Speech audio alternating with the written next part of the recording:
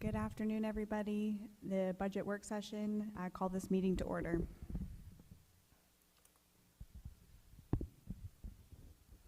Thank you, Mayor. I'm assuming you're turning it over to me so I can go ahead and get started. Let me go ahead and set the stage. It is now day 11 that I've been digging through and looking at essentially what's a $140 million budget associated with both the general fund, the utilities, and things of that nature. I've dug through it all weekend. We had our first kind of little brief meeting session on Wednesday, the 22nd.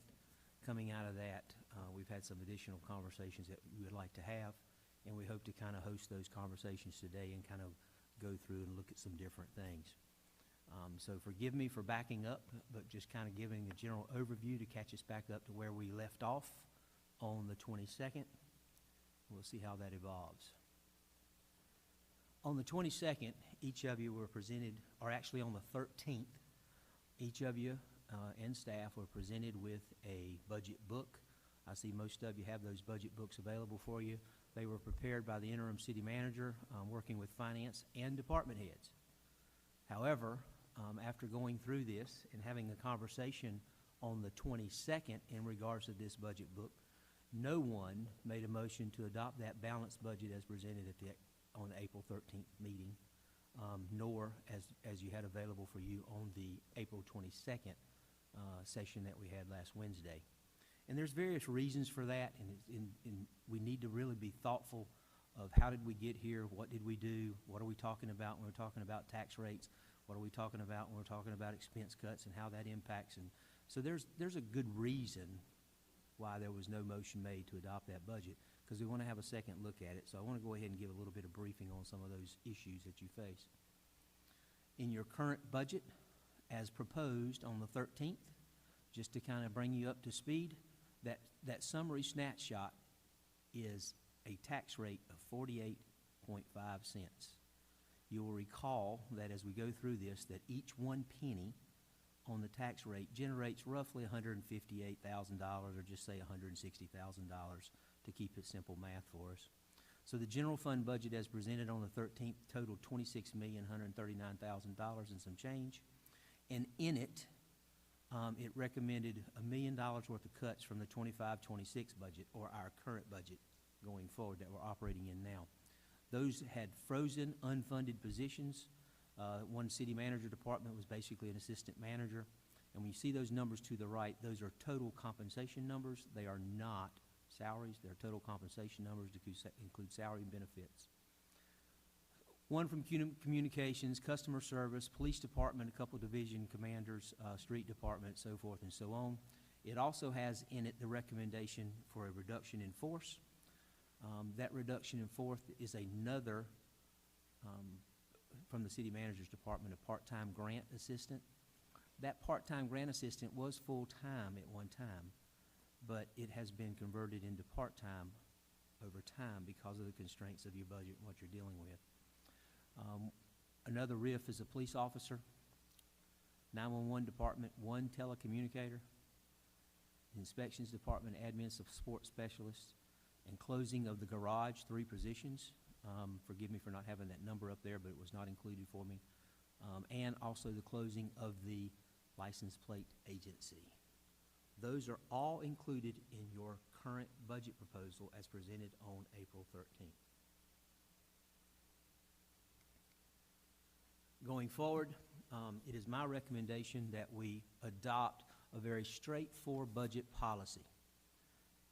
Not really left up to interpretation, just to think about what are we trying to do with a budget that reinforces the city's core financial values, that we can preserve those for successive staff and councils. If we don't have this kind of a budget policy, it allows us to do different things and maneuvers like freezing positions, things of that nature. The bottom line is that our top program priority should be to maintain existing service levels in all divisions and departments. So we will establish a baseline budget, and any movement from that established baseline budget is going to require ongoing funding sources or clearly identified expense cuts. You cannot expand, you cannot grow unless you have ongoing revenue sources or clearly identified expense cuts. basically, we can't deficit spend, and so we can't fund it by appropriating fund balance. We can't fund operational expenses by pulling from our fund balance. We have to make sure that we have ongoing revenues in terms of our fees, our taxes, our sales taxes, or other identified sources. We've also talked a little bit about the value of a penny. I think it's worth considering in that when you look at this in terms of our total, the city's total tax digest, that a 1 penny on the ad valorem tax generates $160,000 of revenue. 1 cent generates $160,000 of revenue. So if you want to have a 1 cent reduction, I have to come up with a expense cut totaling $160,000. Or to have it where it's not filled, we got to have growth equivalent to $32 million between now and July the 1st. Did you catch that?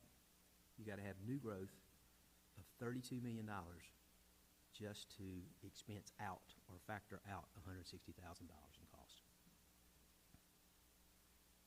And it goes on and talks about 2 cents and 4 cents and 6 cents. And so finally down to that 10 cents. You'll hear me refer to this in terms of a 10 cent. You'll hear Tammy refer to it a little bit about revenue neutral, what that number really means. For us to go back to revenue neutral is $1.6 million in cuts or $329 million in growth.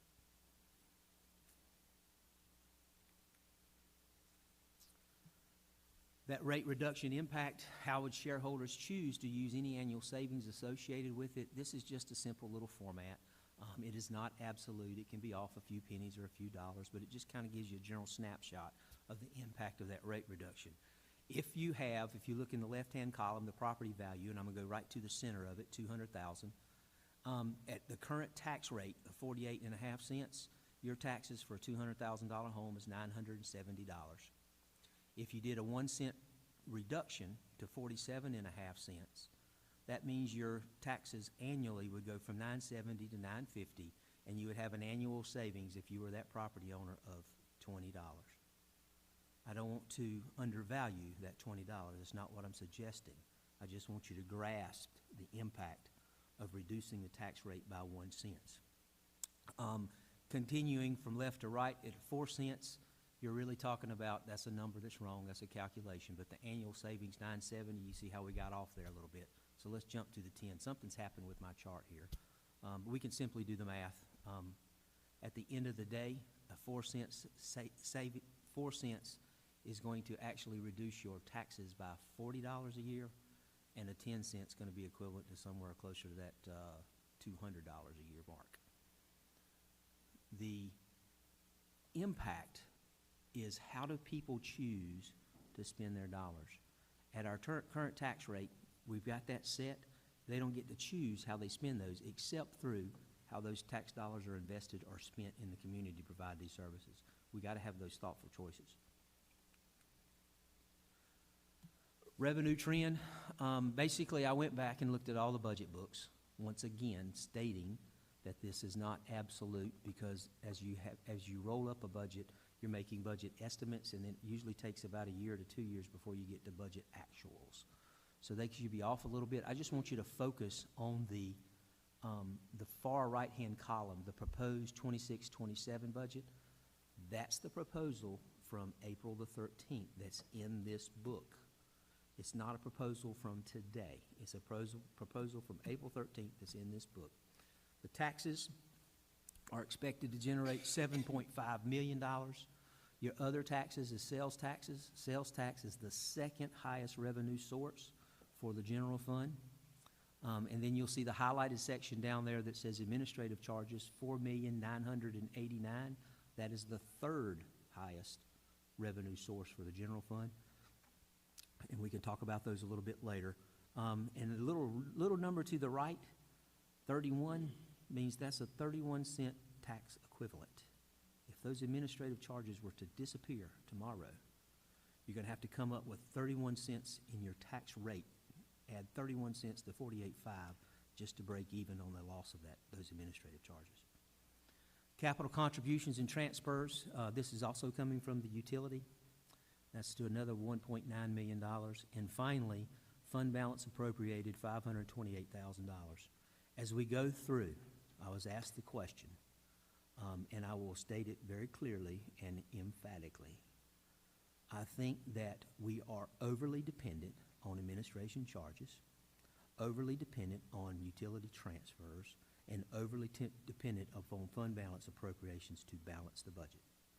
I think it is fiscally responsible for us to take a hard look at those things and figure out how to avoid or limit or reduce the administrative fees, the utility transfers, and the general dependence upon fund balance.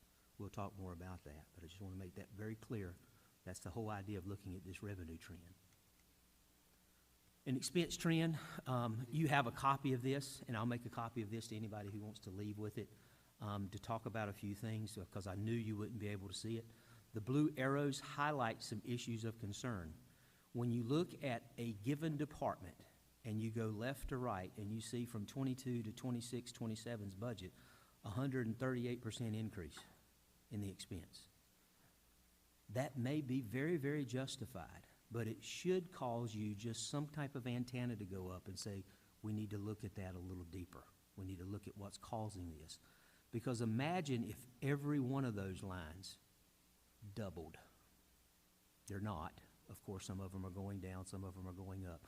But when you look at those arrows, you got to think about what are we talking about in terms of the cuts, the expenses, the growth, and how you're doing it. So in order to have growth in one department, you have to have cuts in another.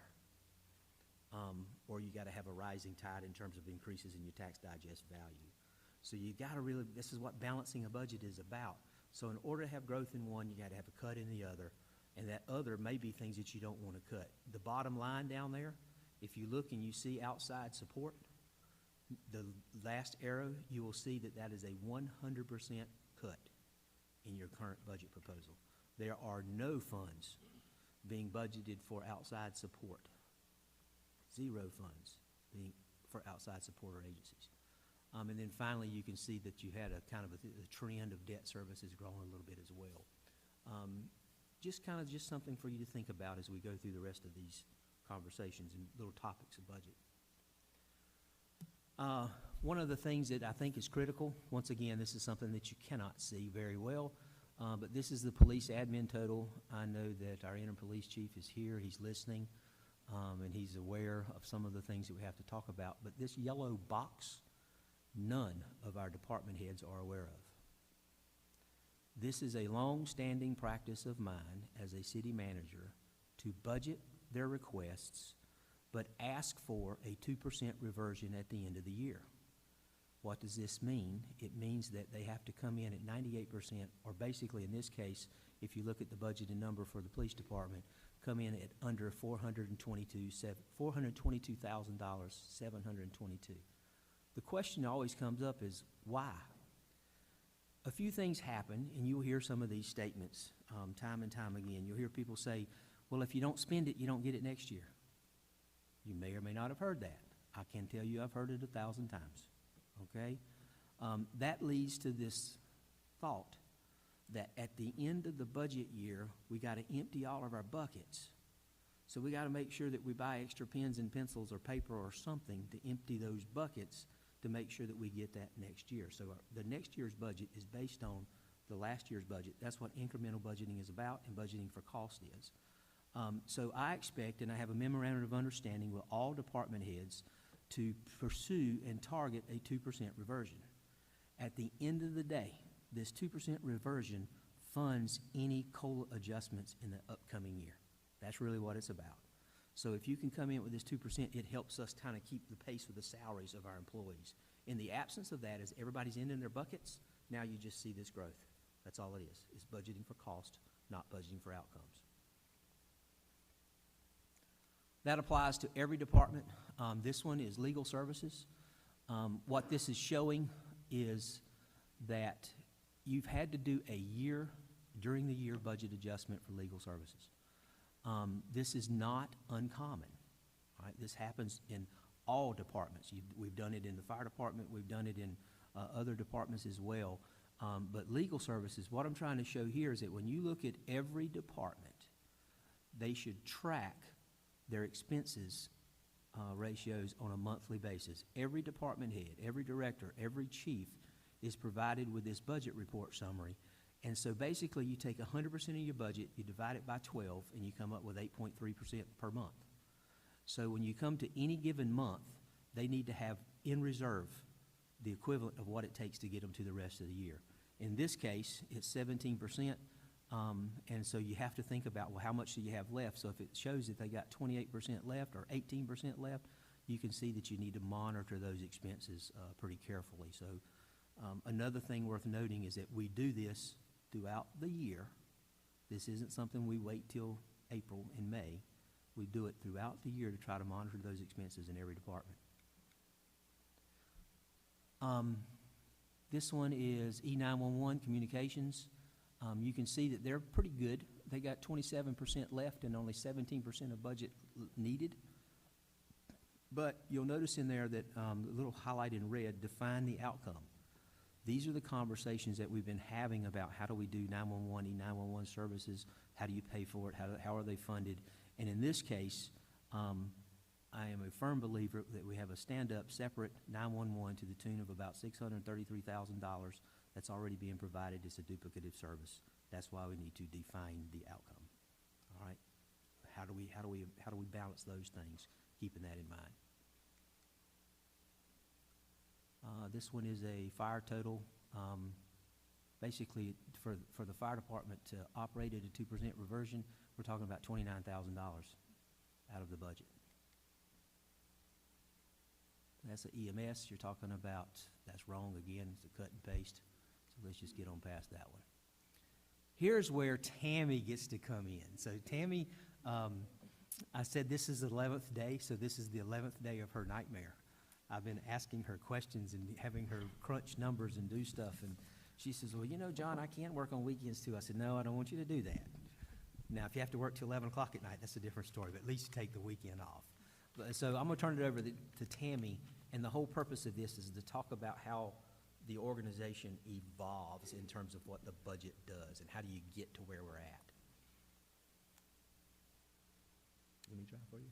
Yeah, well, I can turn it. That's Okay. fine. I don't know how to do it. Bottom but arrow. It's wrong way. Now you're cooking. There you go. Okay, so the first slide I want to talk about is the difference between your fund balance and budget. All of us have heard through our audit, and you've heard it from me, we ended the year very strong in our general fund. And I'm talking all about the general fund when I'm talking. I'm not talking about the utility funds. So what's the difference? What's the difference between we ended strong and we have a budget that we're struggling to balance? I can't reconcile those. That's confusing the average person. So essentially, fund balance is a number that you end the year with. It's the LGC number. It's a number that's gone through audit. It is not a number that goes on throughout the year. Your budget is actually your revenue coming in and your expenses going out. So if you think about it kind of like your own personal life, your fund balance is your savings. It's good and it's strong, or it's not. And your budget is your paycheck coming in and your expenses going out. Your budget actually does impact your fund balance. So that's how they correlate, but we do need to look at them different. As far as your fund balance, the LGC does look at this fund balance figure at the end of the year, and it's a measure of your financial stability. It also determines if you have good cash flow, because cash is a part of your fund balance.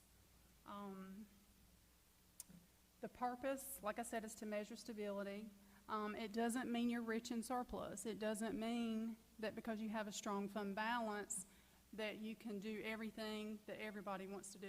It doesn't mean you have expenses to go build a city hall or to add a bunch of personnel or to do all the things that everybody wants to do. So that's kind of the difference. It's similar to a good credit score at the year end. Just because you have a good fund balance doesn't necessarily mean you need to go buy a Porsche. Can you? You probably can.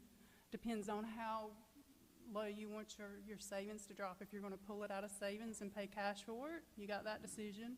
Or are you gonna go have debt and make payments on it? So if you make $100 a week and you have $90 worth of expenses, then as long as nothing comes up, you're $10 to the good, and you can add to your fund balance probably at year end. So that's kind of how your budget correlates with your fund balance. Fund balance is a safeguard for cash flow, emergency, and creditworthiness, as you've heard the manager talk about your credit. It is not a checking account balance. Just because we have millions and millions of cash sitting in our bank account, 40 or 50 million, that does not mean that we have that available to spend. We do have obligations. So similar possibly to your account, you have obligations, you have bills going out. Just because right now you might have $1,000 sitting in your bank account doesn't mean the house payment isn't due next week. So it's kind of like that. It is also not necessarily a funding tactic. Can you use it in your budget? Yes. There are proper uses to appropriate fund balance.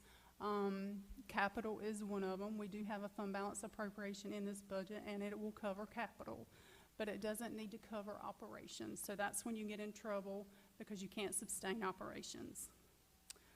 Basically, your budget is an annual spending plan. Your fund balance is your savings, your stability. Our fund balance, we do have a very strong fund balance at 50.25%. As it ended 6/30/25, and we do have good cash flow, and all of that meets the LGC standards. And in order to keep this, we do need to budget responsibly. Now, who decides what goes in this budget? And that would be you all. So you get to decide whether you're going to build a city hall, you get to decide whether you're going to add positions, whether you're going to cut positions, whether you're going to add to fund balance, whether you're not. That becomes you. That's totally your decision. So fund balance is something that you have to decide if you're going to protect, and it doesn't pay for everything that we want and need. So that's kind of the difference between we ended strong, but this budget, you have a certain amount of revenue coming in, and as we all know, we've got tons and tons of things we'd like to spend it on, and that's where you come in. You have to decide what you're going to do with that. So you just approved a fund balance policy in the last council meeting, which is 35% of your expenditures, which means you need $6.4 million of fund balance to stay within that policy. Now, as we've already said, that's going to go up and down a little bit. Just because you fall below it, it's not the end of the world, but we do want to strive to keep it at that or above. That equates to about 4.2 months of operating reserves. So with that being said, based on our old fund balance policy, we have $9.2 million in fund balance. Our old fund balance policy said we needed $5 million. Our new fund balance policy that you just adopted says we need 6.4. We currently have 6.8 because we've appropriated about 2.3 of that available 9.2. Will we spend all of that? No, we won't. Because part of the fund balance appropriation that you have in there is the assistant city manager position that we budgeted to start in March, and it's frozen. So, you know, I can tell you you're not going to spend that, but I don't have a crystal ball to tell you how the year's going to end. I just don't. I don't know what's going to get spent and what's not. If we've appropriated it, I count it as spent until I know it's not spent and we can unappropriate it. How much did you have unappropriated? 404? Yes. So we have, I'm sorry, I can't read that from here. It's about 405,000 that we would have available to stay within policy. So keep that in mind. So this is our fund balance trend. As you can see, in 2019, we had a very strong fund balance. It was at 8.7 million or 67%, and then it dropped significantly. As you can see, in 1 year, your fund balance can go way down. It can go way up and it can go way down. It doesn't take long. depending on the decisions that are made. In this particular case, this was when we were doing streetscape, the police station, and the airport had some grants that the general fund had to front because we hadn't received the grant money back yet. So at year end, the general fund fronted airport grant funds, and then in the following year, the 2021, we got those grant funds back in. And so you see that fund balance went back up to 31%. That's probably a better representation of where our actual fund balance really was, is at the 31%.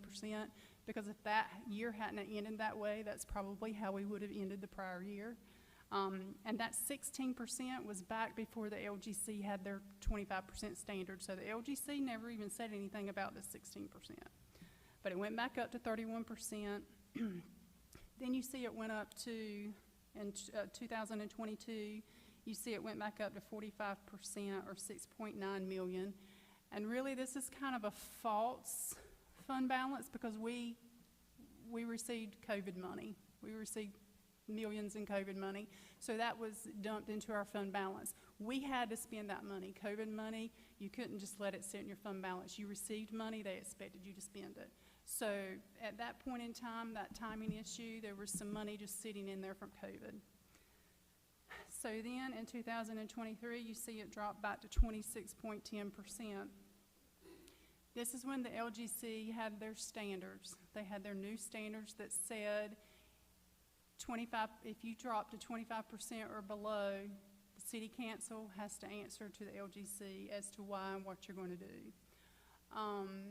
So the manager and I at the time worked with staff. We identified some cuts and we started freezing positions to protect fund balance. That's where the budget, we had to do some budget issues to protect that fund balance. So that's what we did. And as you can see, those efforts paid off.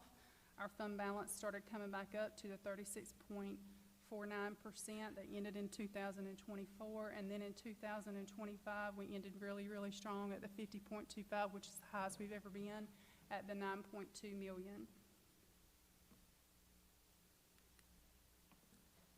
So this is just our tax rate history. It goes back to, I don't know how far, looks like 2006. But we had a 60-cent tax rate. Then in 2011, we had a reevaluation and it went to 50 cents. I do not know if that was revenue neutral or not. I couldn't find that information today. But then in 2017, it went up to 52 cents, and that was 2 cents that we kind of just decided that we wanted to put towards the police station because we knew that we were going to be building a police station. So 2 cents was kind of allotted towards that. 2019, we had a reevaluation. I'm not sure if that included revenue neutral or not. I couldn't find that today. But our rate went to 53 cents. Then in 2022 is when council decided they wanted the paramedic level service, and it went to 58 cents, which is a 5-cent tax increase to pay for the paramedics. And then in 2025, when we had the reevaluation, that's where it sits at the 0.485. And I will bring to your attention that that tax rate, the property reevaluation, was a 57% increase in property value in our tax base. And that the city adopted a 48.5-cent tax, and the county adopted 44.5 for property, but 5 cents on EMS, 5 cents on tax, which is a total of about 55 cents for Beaufort County. They also charge you a $196 solid waste fee on your bill when you see that. So that's just a little bit of comparison between us and Beaufort County.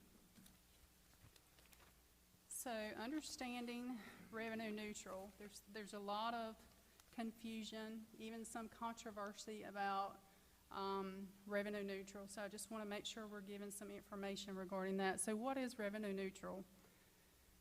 It means that the city collects the same revenue after reevaluation. It keeps the budget steady while property taxes are shifting. So if your property tax goes down or if your property tax goes up, revenue neutral says the city sets a rate that keeps the same revenue coming into the city, okay?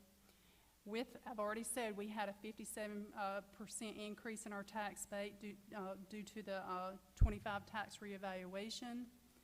Revenue neutral, what it does not mean is that every citizen's bill will stay the same. It doesn't mean their bill is going to go, it's not going to be the same it was the prior year. There's going to be some change. For some people it may go down, some people it may go up. Most people's property probably went up. It probably saw significant increases in property. And that's one of the biggest pieces of why your bill goes up. It's not the only piece. Tax increase do impact, but I want to show you in an example what property reevaluation does, the property value. So 1 cent of taxes, when we calculate the 158 or the 160, the city actually gets about 154,000 because we don't collect 100% of property taxes. We collected a 98.7% rate, so we can't budget the full property tax that is assessed. So here's an example of how revenue neutral will work. So before reevaluation, if your property was valued, if your home that you owned was worth $100,000 for easy numbers, if your home was valued at $100,000 and our rate was 58 cents, you were receiving a $580 a year bill for your property. And then after the reevaluation, if the city would have adopted a revenue neutral rate of 0.3775, but your value, the property of your value went from 100,000 to 200,000, then your bill that you would have received based on that property value would have been $755. So that's a $175 increase.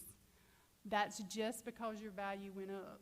So revenue neutral does not mean your bill's going to go down. That's what your bill still would have been. So just to kind of give you an example of what happens with property tax values going up. So why did the city not go revenue neutral?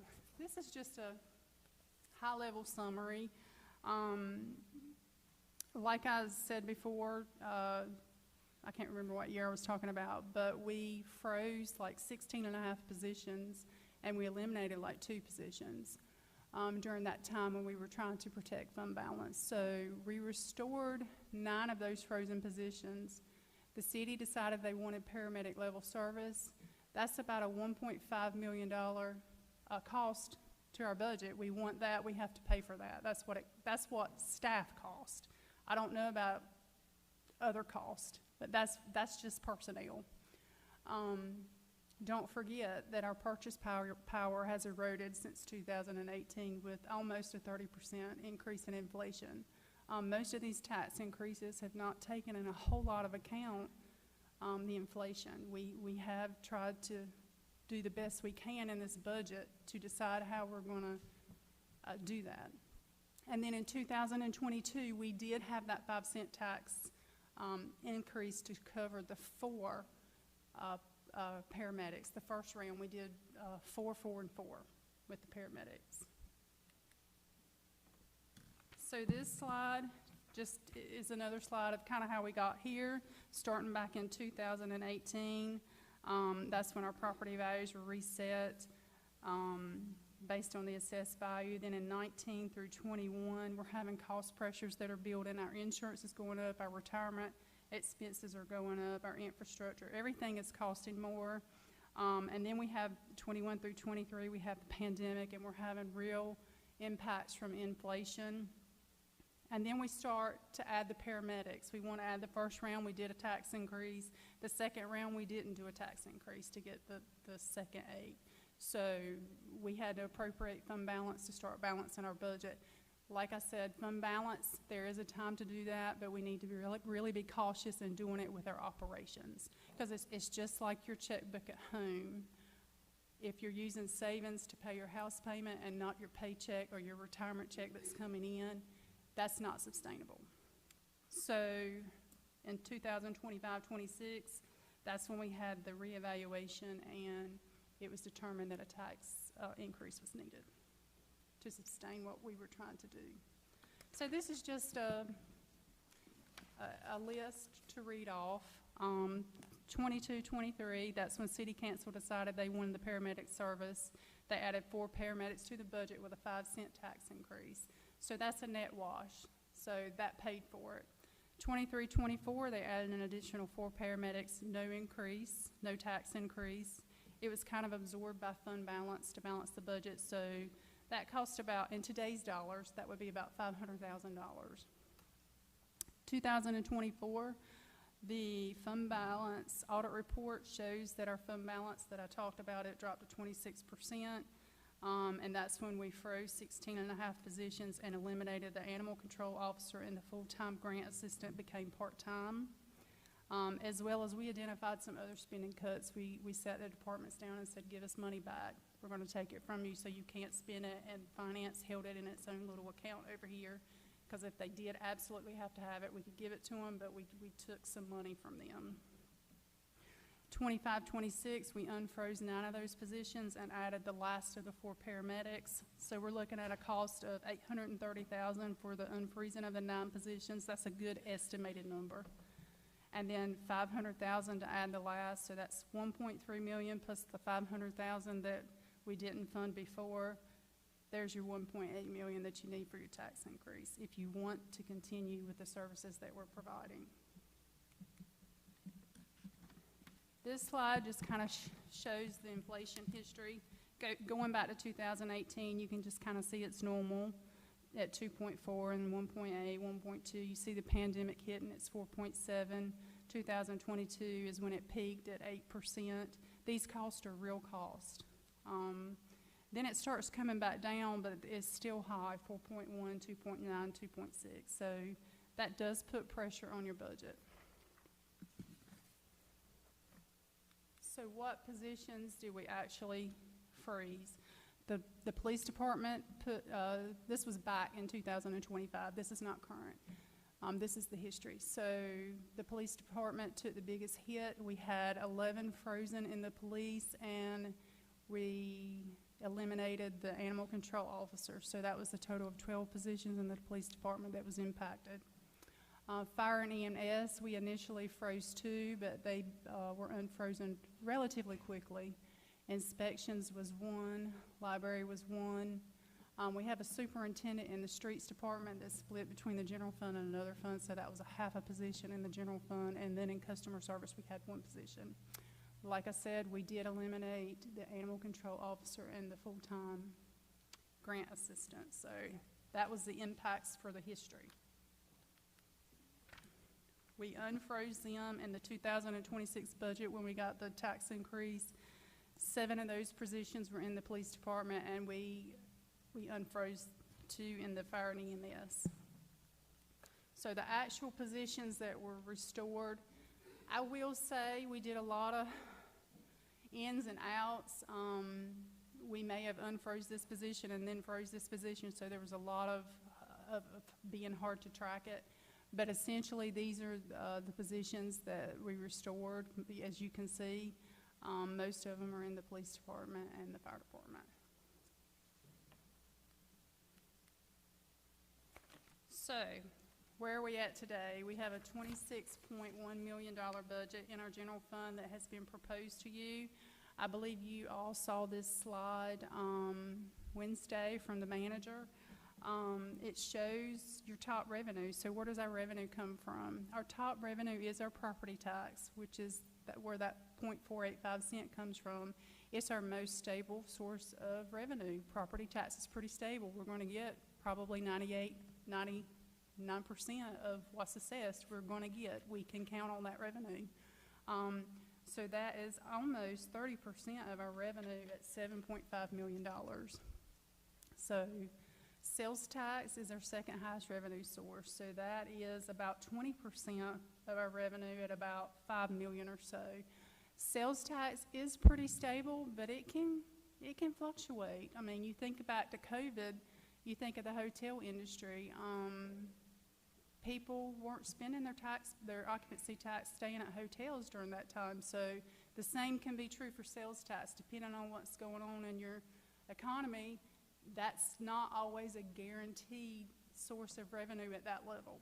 But we have seen good increases in sales tax since COVID. That has been a positive thing. Our third top highest revenue, as the manager mentioned, is our admin charges. That's at 19% of our revenue. At almost $5 million, it's for some million. Admin charges is what the enterprise funds pays to the general fund for services like the city manager, finance, HR, IT, all of those services. They're paying for that because they don't have their own IT, they don't have their own finance, so they are charged for those services. The general fund is very dependent on that income, and if those funds did not exist, we would need a revenue source for the general fund. Intergovernmental, that's things like beer and wine tax, return on property taxes that we charge the utility funds. That's at almost 9% or 2.3 million. Sales and services is 2 point some million at 8%. Those are things like library fees, recreation fees, you know, all the other sales that happen within the general fund. Investments is about 0.77% of our income. Investments is one of those things that can go away tomorrow. I have seen a time where we had to pay the bank to use their services. I hadn't seen that in a while, but back in the housing pandemic, we were actually paying the bank to use the bank instead of earning money on our interest. So that's one of those things that can go away. Right now it's good, but it can go away. So it's not a guaranteed revenue source. Transfers, the general fund is very dependent on transfers. Everybody has an opinion on that. Some people think it's fine, some people disagree with it. But transfers accounts for almost 8% or 2.1 million. Most of that is from the electric fund. It's about 1.8 million coming into the general fund for the transfers. It's completely legal, and it has funded a lot of things that your citizens have enjoyed. And then you have things like restricted, very little revenue. That's typically if you borrow money, that's your debt. So where does all this go? So all of this goes right back out. And if you notice, let me go back to this slide. Take a look at that property tax and that sales tax. It's what, almost 28% and 19%, which is about 46, 47% of our revenue source. Take a look at public safety. It's 43%. So it pretty much just about takes all of our top two revenues to fund public safety.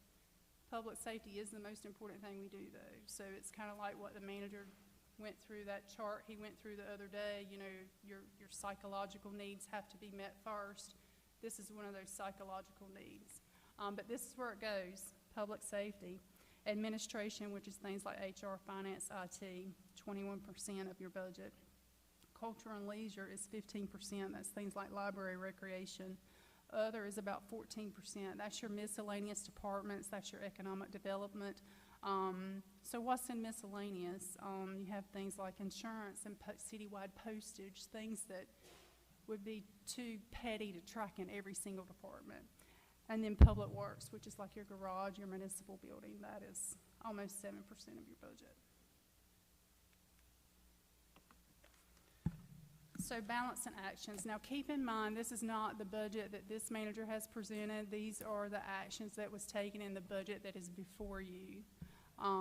So what did we do in this budget that is before you? We froze those 8 vacant positions at a tune of almost $800,000. We closed facilities, which is your license plate agency and your garage, and did 8 reductions in force, which is about $420,000.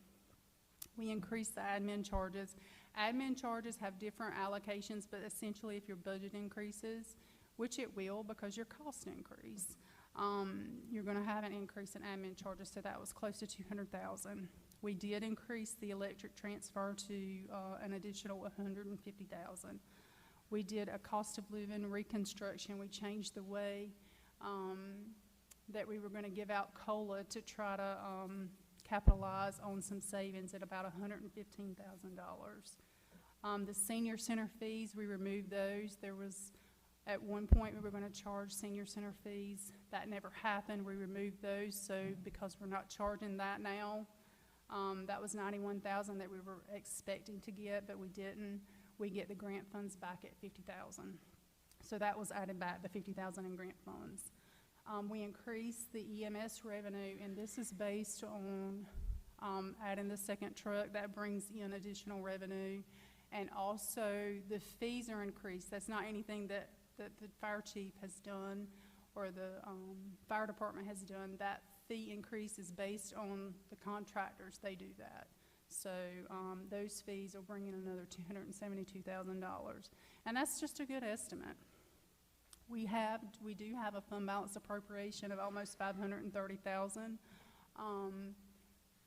Based on fund balance uses, that is okay to do, but you as a board decide if you want to do that or not. We do have, over $600,000 in capital in here, so, from a finance director's perspective, that is an okay use of your fund balance. It's not using it for operations. And then we have some other adjustments, some other things that are going to impact some of our employees and others. So the facade grants was eliminated at $20,000.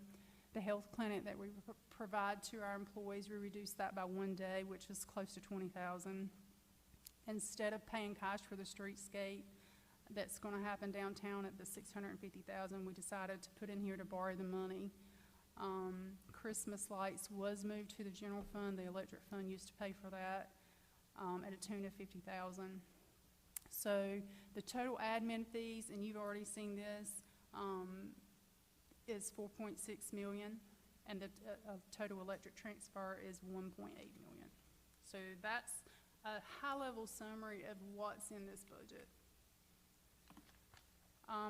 The workforce adjustments that you're seeing, so these are the actual frozen positions that we have in the budget. Police, we have a division commander and detective, so that's 2 frozen positions in police. Customer service, we're keeping that 1 position frozen, the customer service representative. Communications, which is the public information officer, 25% of that is paid by the general fund, 75% is paid by electric, and that is frozen in your proposed budget. Library, we are still proposing to keep that adult service librarian frozen. The city manager's office, the assistant city manager position is frozen. Recreation, the events and facility supervisor position will stay frozen based on this budget.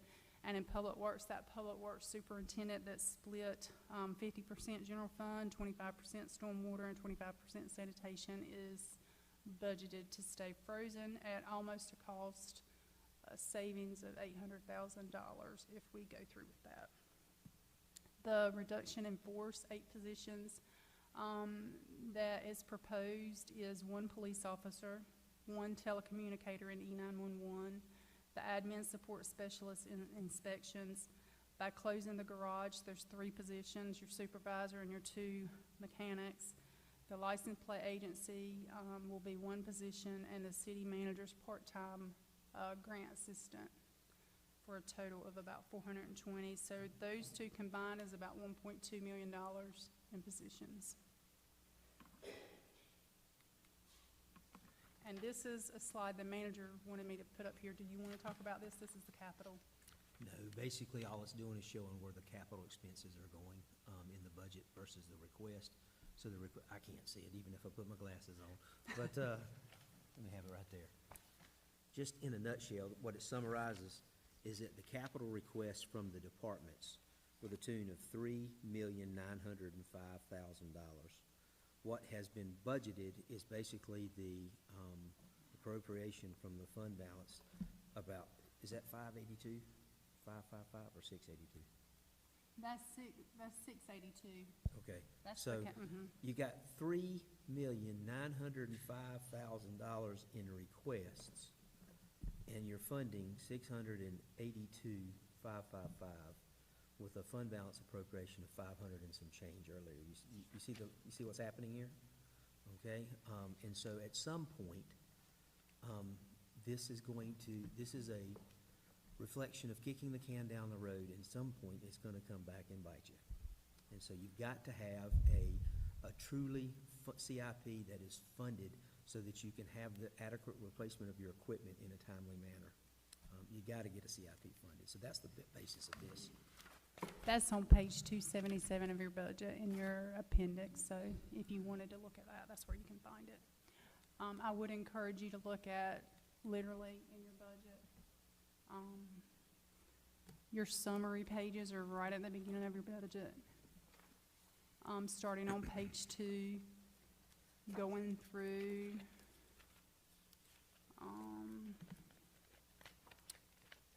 page 14. Those are your highlighted, high-level information of your budget, and then your appendix in the back gives you it tells you where your admin charges are coming from, what capital's in there, your total positions. It does a lot more summary information. And then all the stuff in the middle is your detail. So, Moving along, what you see in front of you on the screen now is kind of a general overview of the organizational chart for the City of Washington. This one basically just shows down to the department head level. You'll see in the bottom left-hand corner the community and cultural services, which is basically planning and zoning, building inspections, things of that nature. But starting and looking at the highlighted box in the yellow upper right-hand corner, this is where that current vacant position is unfunded. All right, so that's the assistant manager's position that is in the budget and unfunded. And then down at the bottom, you'll see the part-time grant assistant that at one time was full-time and now is being recommended to be RIFed and just have no grant assistant at all. Now, let me frame this a little bit for your thought perspective here. There's only 3 parts, in simple terms, of every budget. Okay? You got the personnel cost, you got the operational expenses, and then you got the capital side of it. All right? 3 parts. So, on average, somewhere between 70 to 80% of the budget is dedicated to the personnel. And I'm going to tell you, when you look at the balance sheet, those personnel may show up as a liability, but in the end, they're an asset. You can't do anything without them. It's just that simple.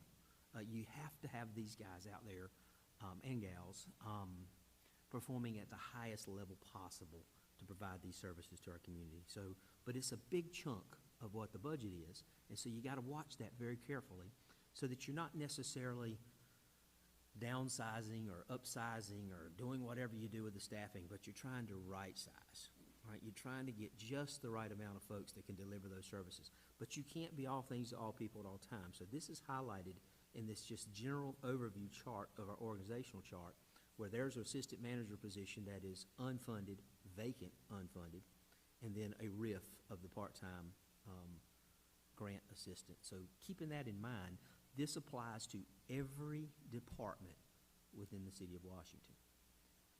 No one is exempt from it. No one is exempt from rising costs and those pressures associated with everything that comes with it. Everybody is impacted by it. So I'm going to use that now to segue into these different departments, and I think we're only talking about 4 of them today. And they're just high-level stuff that we're going to kind of refer to. But the first one that we're going to talk about is the Building Inspections Department. I'll get it going right here for a second.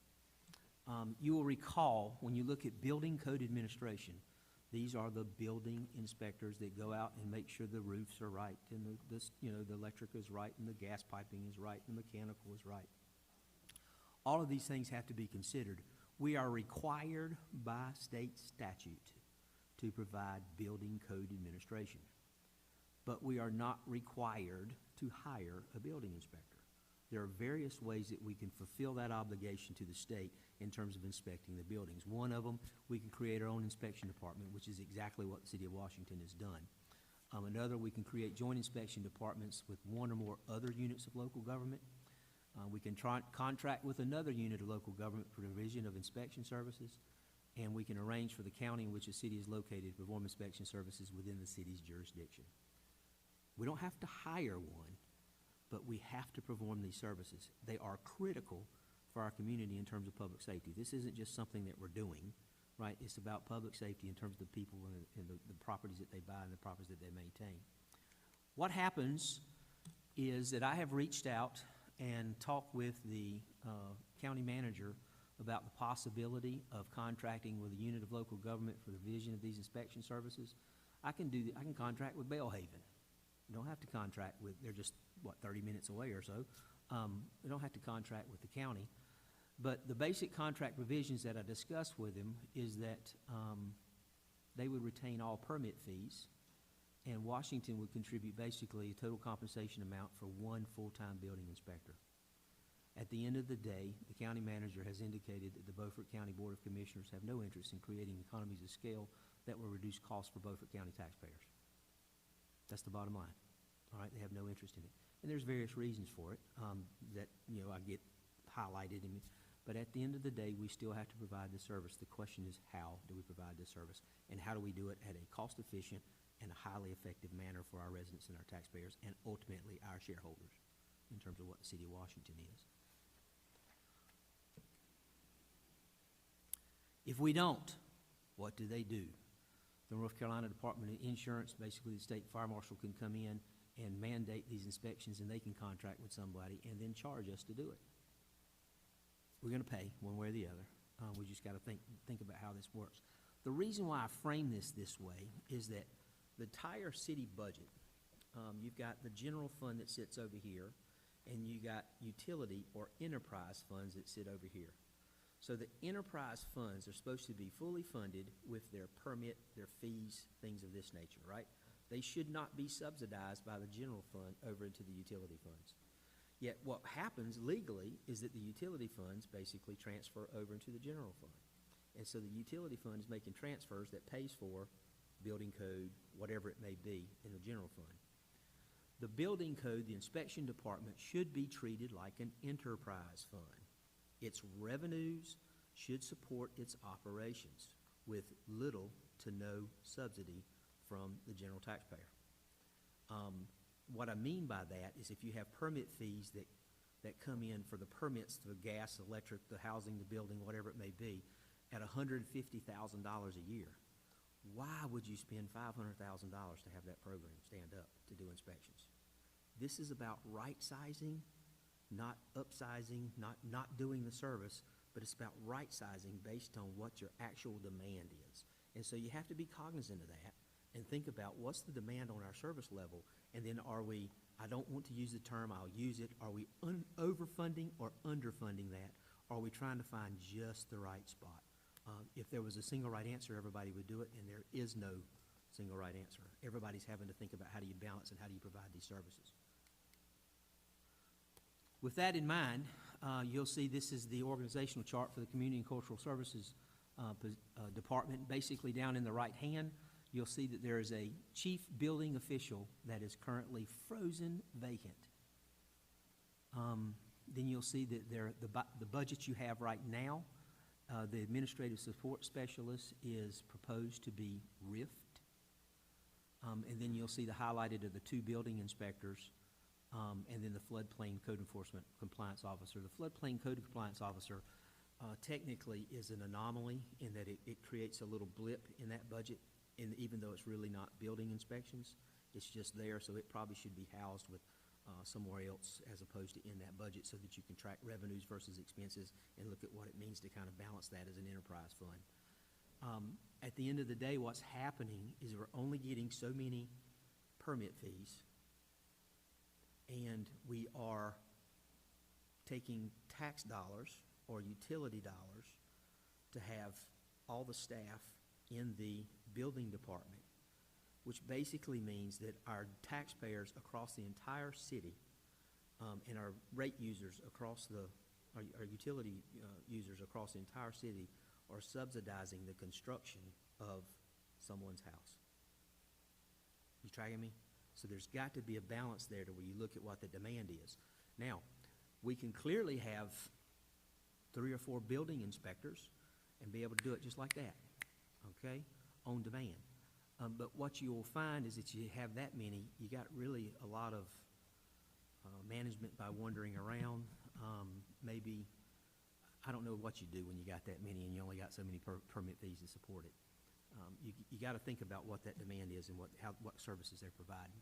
So those two highlighted positions there, I want you to think about something, and you'll hear this again and again. At the end of the day, you'll hear me say it, about these vacant, frozen positions.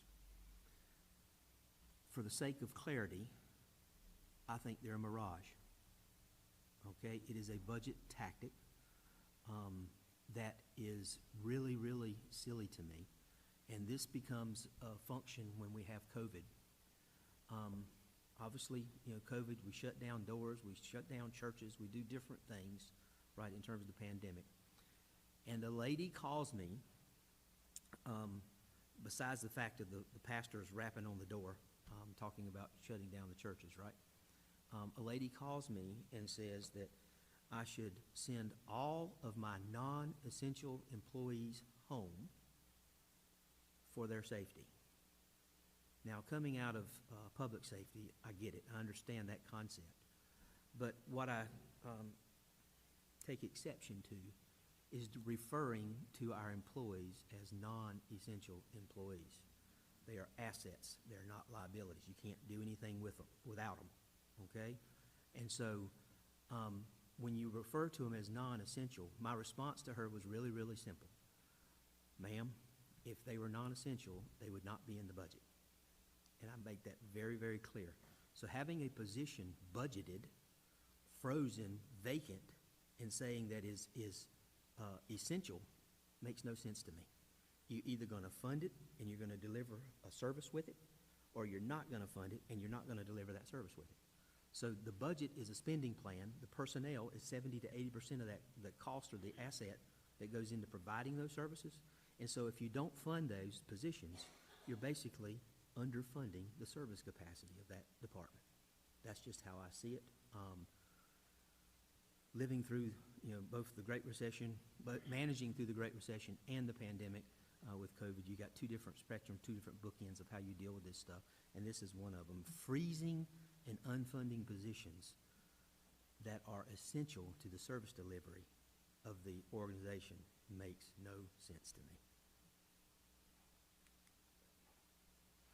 Proposed in the building department, I know I went on a little sidebar there, but we get annually about $150,000. Once again, y'all, anytime you see me crunching numbers, I'm not the finance director. Give me a little latitude that they may be off a bit, okay? Just like the fact that I've said 1 cent's $160,000, and then Tammy comes in here and counters me and says, we only collect 98% of it, so it's only 150, whatever. That's the finance job, okay? We try to look at this in kind of total, but they're not absolute. So in your proposed budget, the book on your top of your desk right now is the inspection department is funded at $512 with a revenue source of $150,000. That means that $362,523 net loss. If it is an enterprise, if it is a business in that sense, and it's the fees are supposed to support its operation, and you're operating at a net loss, eventually it just goes away. It doesn't operate. If there's no margin, there's no mission. That's why you see this term of profit and loss and subsidy. Now, this is even not an accurate number because it includes that code compliance officer, right? That should be housed somewhere else. So these are the moving targets in a budget that's in a, how many pages is this? Enough said. You have to track it, and you have to find it, and you have to dig, and you have to go, if you don't leave you scratching your head, I don't know what else will. But so, budget officers. By statute, the city manager is the budget officer, not council, not department heads, the city manager. And by statute, I have to produce and propose to the council a balanced budget. With that said, one of the changes that I plan on presenting to the board in regards to the budget in front of you is basically backing back down to where you have one inspector, and that's the chief building official that can do inspections. Now, keep in mind, this is about demand, and then having one of them converted into a part-time inspector. Yes, I already know the argument about can you find part-time to do this. The answer to that is yes, but they're not as likely to come part-time as they are full-time because of the benefits package and the things that come with it. And so with that, you're converting all of these positions into just one full-time building official and then a part-time inspector to do the inspections related to, because they're typically scheduled inspections, you know, whether it's electric, gas, or whatever.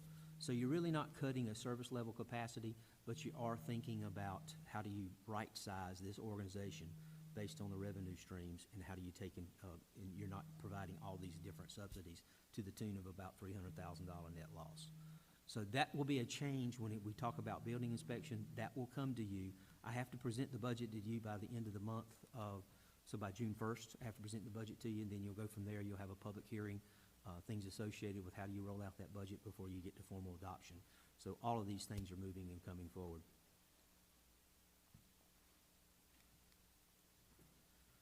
I've also, yes, Councilman?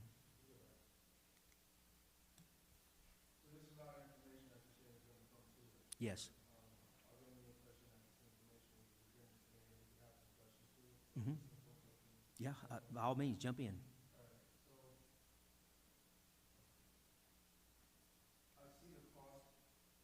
Mm-hmm.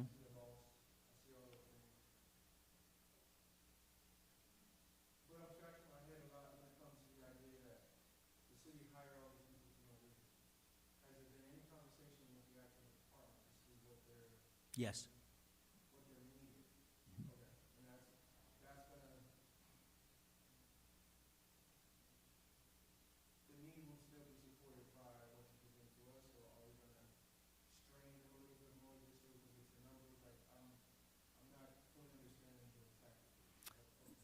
The tactic is that I don't think hope is a tactic. At the end of the day, there's a demand put on our staff, and right now we don't have the demand to support 4 positions in the building inspections department, period.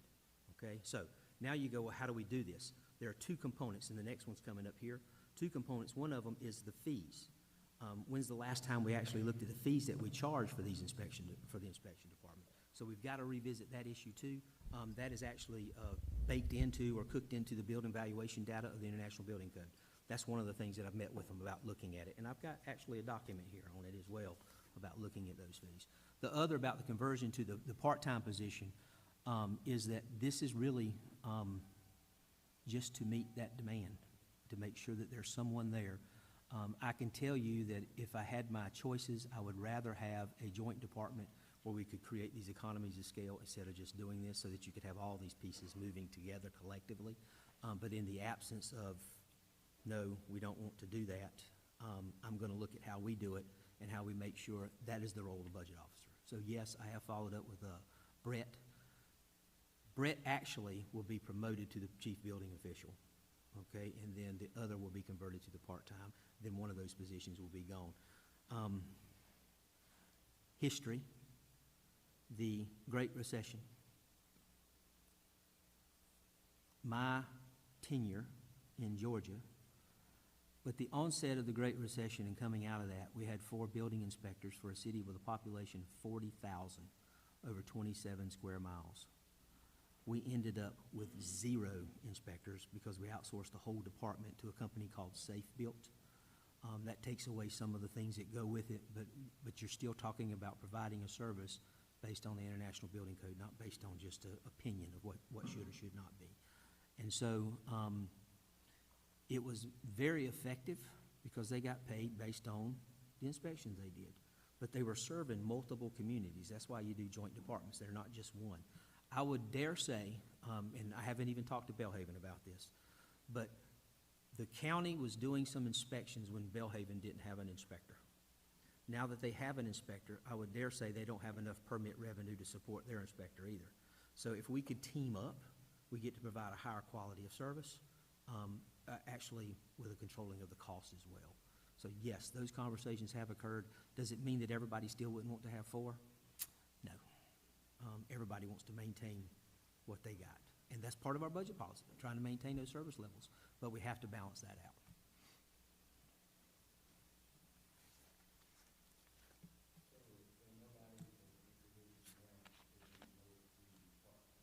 Mm-hmm. One will, yes. One will be promoted, one of them will be RIF'd based on this budget, and the other will be converted to part-time. Those are the 3 moving pieces.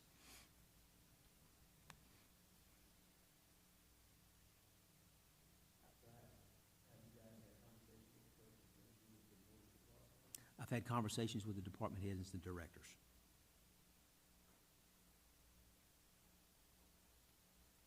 I think one of the things that you're gonna hear from me a lot,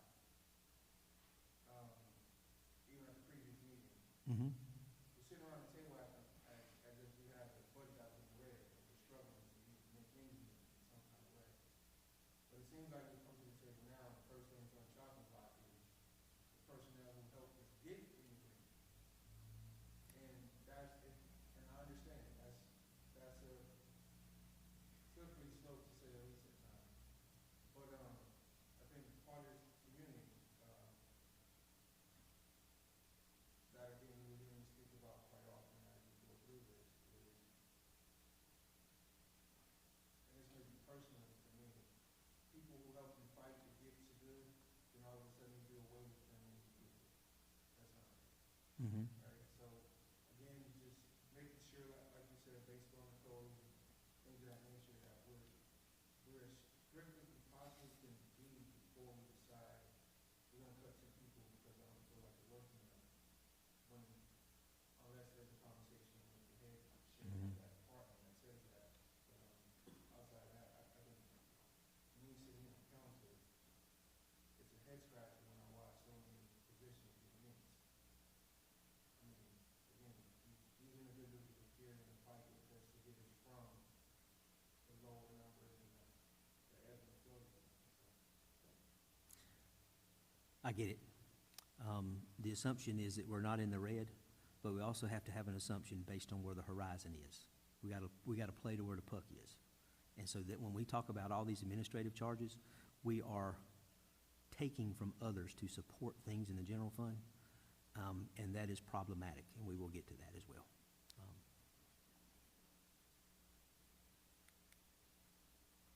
There's your fee schedule based on the consistency with the building valuation data.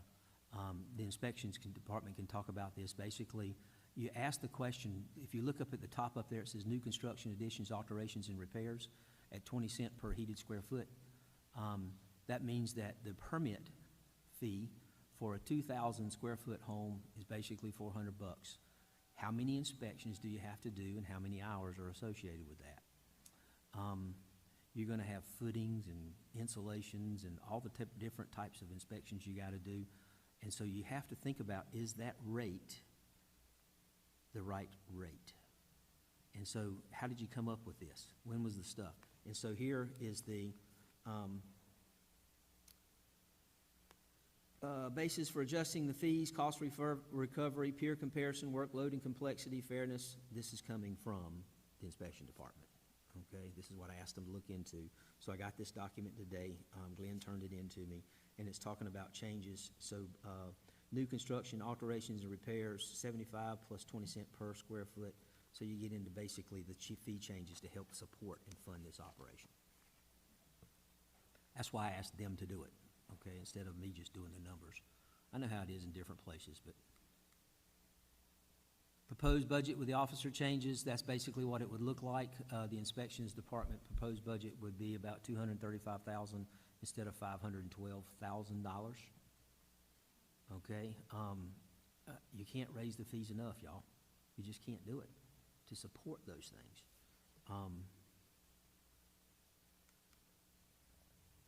There's your permit report. They can pull this quarterly, basically the first quarter of the year. Now, this will go up and down based on the season, of course.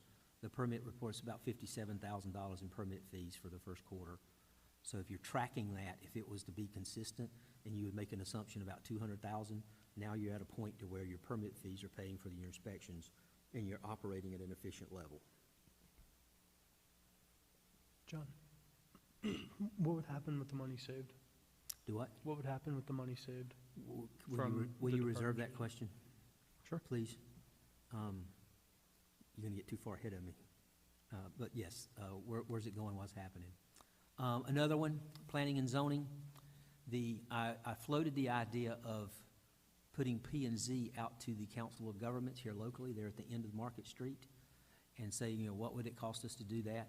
The problem with that is this loss of control, okay? I will be the first one to tell you that I prefer when someone comes in this door and says, John, what about this? How about if I treat this as a legally non-conforming use? How do I do a zoning change? How do I look at this in terms of subdivision development? I prefer for those folks to be here because it's a one-stop shop. All right, I prefer that when it comes to planning and zoning. And so, as opposed to outsourcing it. But it's the same provision that I state over and over again. If the demand is not there, then it shouldn't be just kind of having all the positions in there. In this case, the planning and zoning had the historical preservation planner, or you'll see there where I put it in blue as a planner too, community and cultural services director, administrative support specialist that's in this budget right now to be riffed, and then a planning and zoning administrator. So basically you got 4 positions. And so when I put this out and have this conversation about COG, right, I end up with well, wait a minute, we can do it with 2 people. I know you can. Now, I hate to be blunt about that, but I know you can. Because this is still, 9 square miles, 10,000 population. You're not having massive growth rings. You're still dealing with zoning variances, zoning applications, some little housing developments. Maybe, I heard one the other day of about a 38-unit housing development. These are subdivision regulations. This is what planning, with one exception. I am completely supportive of this historical preservation planner because of the downtown district here, how all of that relates into, looking at the Main Street program, looking at how all of those things tie together, because if you don't deal with this, you're going to end up with vacant storefronts. And nobody wants this to turn into vacant storefronts as people are moving, because, every retail, all of it's going online, a lot of different things you just got to deal with. So that's why I think that these 2 positions are critical to keep in-house, even if you had to have some type of support related to the planning environment with some of the zoning or whatever it may be. But this particular case, when it comes to the zoning, those things should be maintained in-house. Do it looking at building inspection, looking at planning, it's the same thing. What's the demand, and can we still have a local control and someone in-house to deal with it? So. I'm noticing, on this slide and the previous slide, some of the names are the same. Are these individuals holding goals? Yes, some of them are acting in an interim position. So those 2, for example, right now, the historical preservation planner and the community and cultural services director are vacant and have been vacant for some time. And so you have someone acting in the interim capacity up top. He's here, Glenn's here. Glenn is acting interim in the director's position, and no one's acting in the historical preservation except for, I think, the administrative support is hoping to be promoted into that position. We'll see where that goes.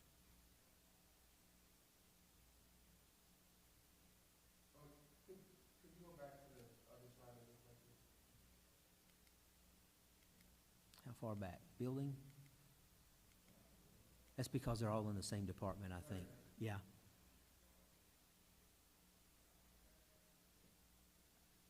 So this department has to do. Yes. That's building, but they're under cultural, and then planning is under cultural community. So they're all under one umbrella, but they're 2 different departments. So when I'm seeing individuals that are sitting in certain spots that are not in the other one, this one doesn't mean that they're losing their job. That position or that dual role may be down to 1 role. No, it means that they're in a different department. This over here is completely separate from that over there, even though the umbrella is the director position. So planning and zoning is a different department from building inspections. So if you see them over here in building inspections, that's standalone. If you see them over here in the planning department, that's standalone. Okay. So they're not filling dual roles across the different departments. A building inspector is not a planner, and a planner is not a building inspector. So I guess in my direct question, I see Glenn up top, and I see Holly under Glenn on this one, and they're not doing this. No. On the other side they are. They're not, those 2 are not, the other 2 are vacant. So the up top, Glenn, that's vacant. The up top one is vacant, and the historical preservation is vacant. And so then when you see that you're going to basically, you're changing the planning and zoning administrator, keeping it the same, and then you have the administrative support specialist that's looking to be promoted. So the 1803, that person probably competitive with it, right? Mm. Administrative support specialist, right? They're not in the yellow on this. That's correct. It's the same position with the same person in the yellow on the next. Because this one's just reflecting the building Right. versus the next So my one. question is that individual, whoever sits in that position, being let go, or is it just that they don't have that level of responsibility because that person is? Now you're putting me on the spot. It looks like they will be promoted, not let go, but promoted. And so that's a personnel decision. It's not necessarily a funding decision. And so they have went through the training trying to become the historical planner. I'm looking at that organization doing planning, not historical planning, not zoning planning, not subdivision, but planning. So if they're qualified, then they should rightfully be promoted. That's what I was looking for. There you go. Because right now, it looks like on one slide they're still here, but then the next slide they won't be here. Yes. I just want clarity as we move forward, because we have. I think I know what you're asking, is that in this budget, that one position was going to be gone, and in this one, it's not. We're looking at the vacant positions and then promoting and doing the ones that are here. Yes. Okay? Yeah, so it's not just, it's a moving piece. I get you, yeah. Mhm. I just wanted to, again, just clarify that, because on one slide is yellow, the next one's not, and we're saying these people will be let go, but then I see the same names on two different slides. One is here, one is not, so I just want clarity. Did you get it? All right. Okay, I want to make sure. Okay, but yeah. I just don't want to let everything out of the bag, you know, how we're going to make personnel decisions and promotions and moving around and stuff, and, I get it, but yeah. we have a heavy lift as well to approve that. Mhm. So am I approving someone to let go, or am I not? Mhm. Necessarily? Right, I got you. I got you.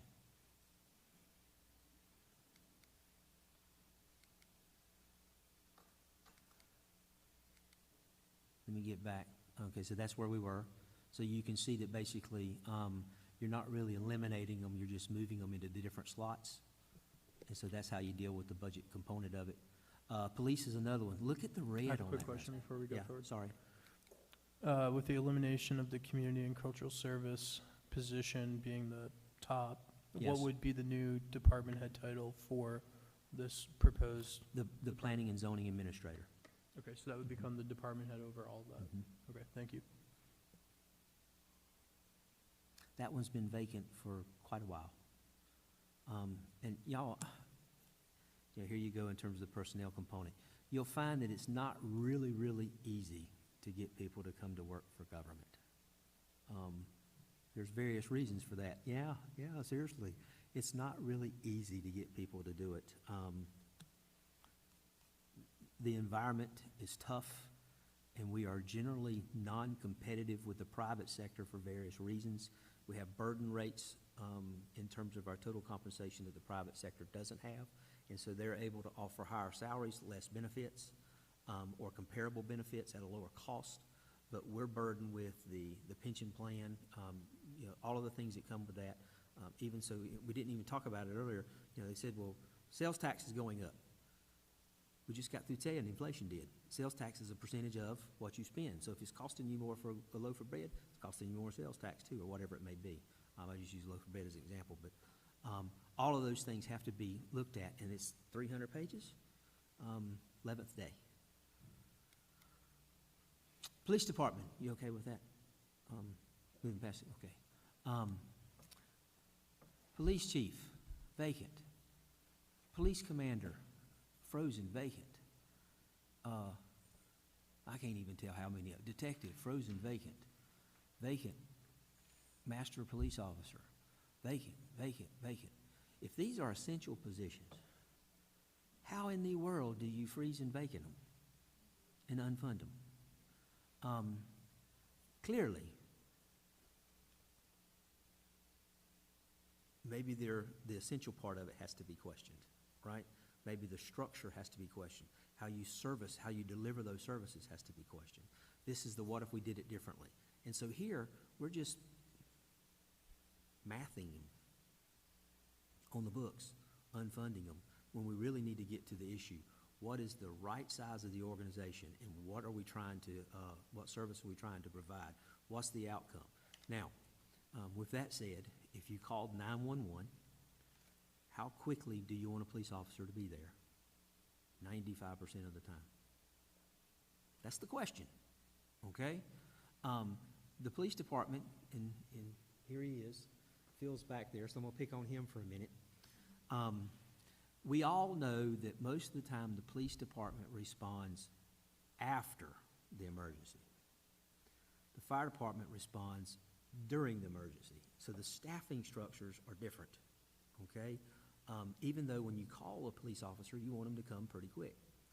So the reason I said how fast do you want a patrolman there 95% of the time is because you can't be all things to all people at all times. So you can fund everything in the world and still run into a case where you can't get there.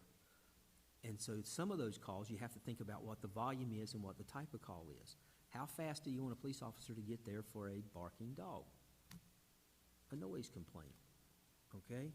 Versus the other type 1 crimes that they have, and they can talk about that statistically. You know, part 1, part 2, type 1, type 2, FBI statistics, where we sit into the stuff in terms of the crime rate.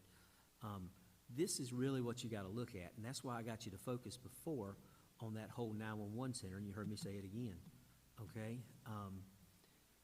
You're spending $600 to duplicate a role that's already provided by the county. And if it was really about wanting to contact your officer or have presence, put a phone outside the door. Okay? And you show up and, you know, you got it right here. Everybody carries one of them. You know, we talked about the tax rate. People pay more for these things than they do their taxes. Think about it. Okay? So you got to think about how all of these things, not to make light of it, but you got to think about how all of those things are structured in there. So the police department, you'll notice that there are no, there's real no answer in terms of the number of vacant positions or frozen positions, except for it's been going on and on and on and on for years. And it's time to stop and think about what your service delivery strategy is. What are we going to budget for outcomes? How quickly do I want an officer there, and budget accordingly? That's all I'm suggesting. I have a quick question, and it might be for Phil and not y'all. Did the crime statistics from 2024 to 2025 and 2025 to 2026 indicate a need for an additional 7 officers? I do not have an answer for that.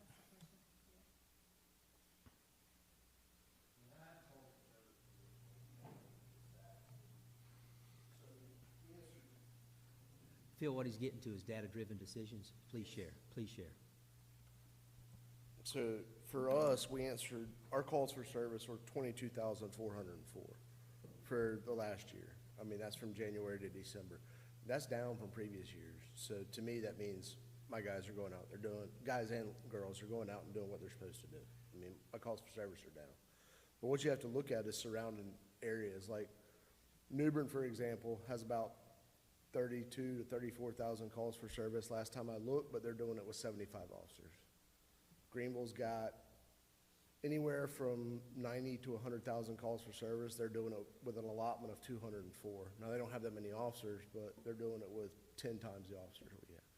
So, I mean, they're answering a lot of calls for service.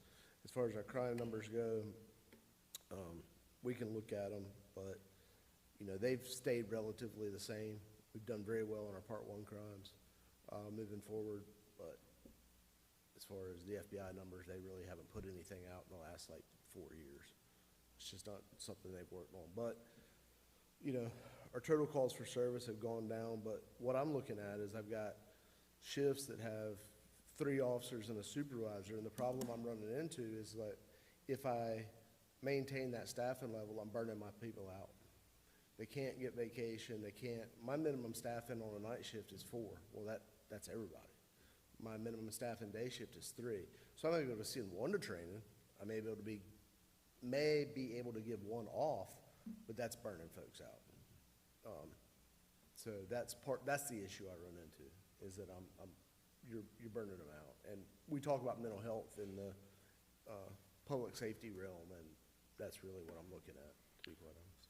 So how is it done previously then? Because from my understanding, in 50 years, no population has changed in Washington. So the last 5 or 6 years, how has it been managed for morale, burnout, everything else? I think you saw people, just a different mindset. Because the population of the city hasn't changed, doesn't mean that our people moving around the city hasn't changed. You know, we look at 15th Street and we do a traffic study out there, and there's 19,000 cars on that road in a day. We know that's the number. So I think what you're looking at is just, we can't just look at the population of Washington. We've got Terrell County, Hyde County, Washington County, particularly where that hospital closing.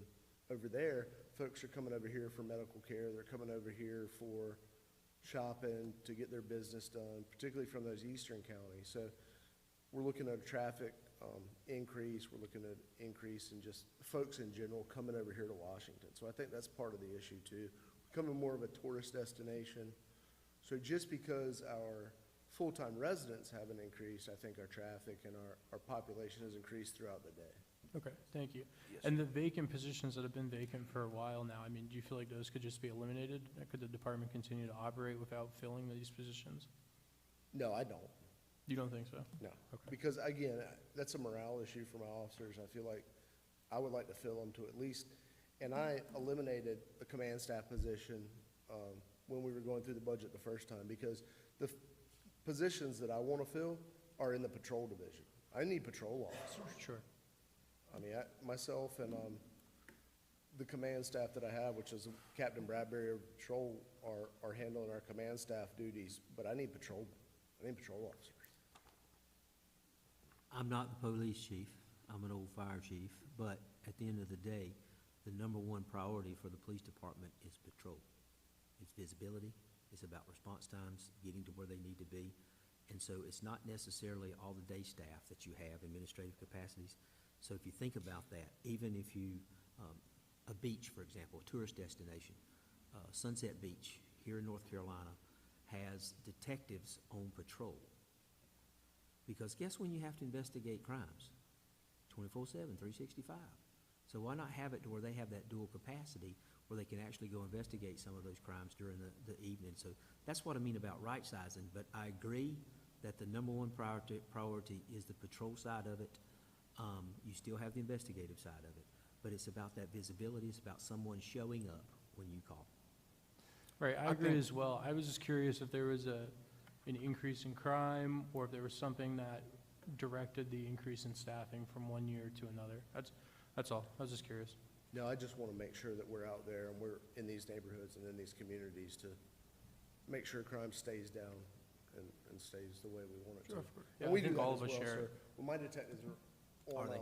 on call, they're out supplementing the patrol shift, so that's what we strive to do. Thank you. Is there a specific formula that you utilize to come up with the numbers of positions and officers that you need? I mean, there is a specific formula. You're looking at downtime, you're looking at calls for service, you're looking at your response time, discretionary time of officers. That's what you're really looking at. There's a whole number of things that you would put into the algorithm, is the best word I can come up with, the equation, to determine how many officers you need for a city of this size. Gotcha. So in the past, what was happening here was, it was presented to council, this is our wish list, we need 200.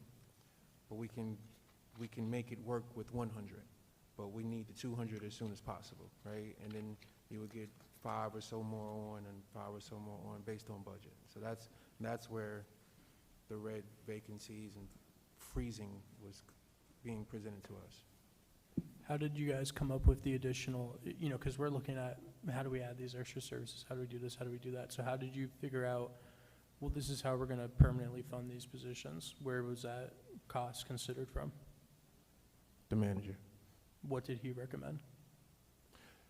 So as time went on and certain funds were present, then they could say, hey, after 6 months, we'll have this much here. But at that time, I think it was to strengthen up the fund balance first because of that significant drop.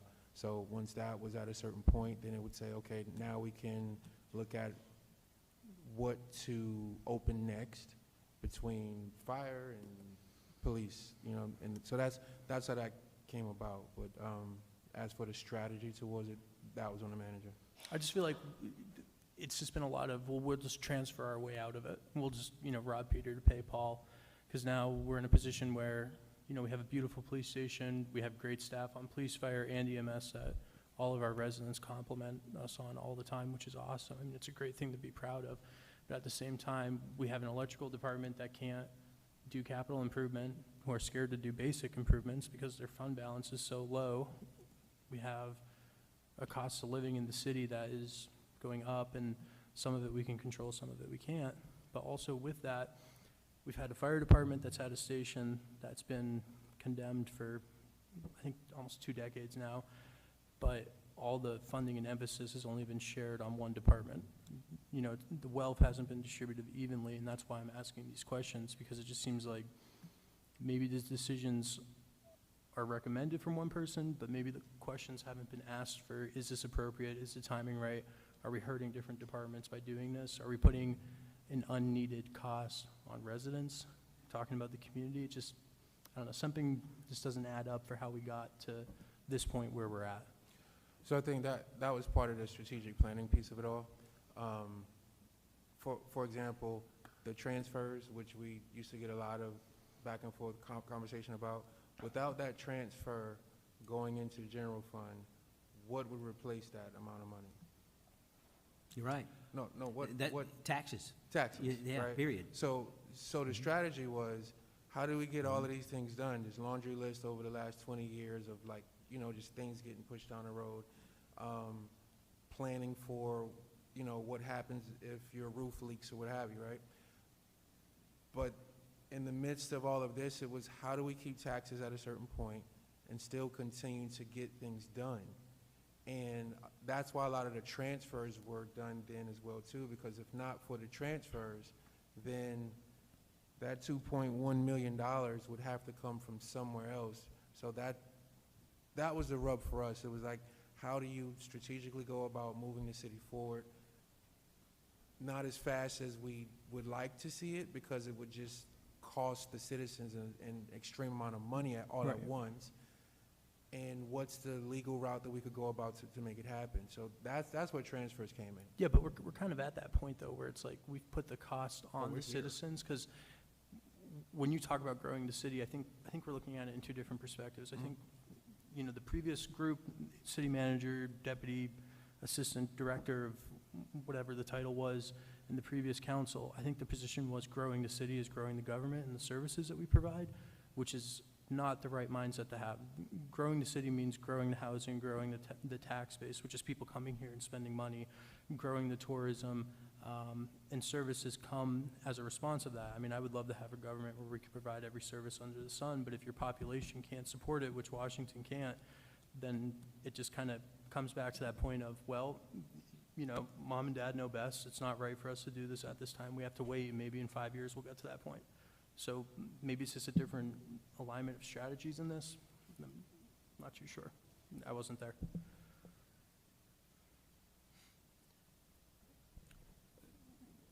Councilman Tyree brought up an interesting point about the transfers and kicking the can down the road.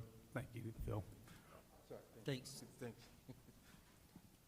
We looked at a lot of the budget pieces, but we did not look at the electoral side, which I think is a very big component and needs to be factored into some of these decisions, because the ability to transfer out of that fund is not as good as It's it coming. was. Okay, It's coming. thank you. Yeah, it's coming. Parks and Recreation, another component here.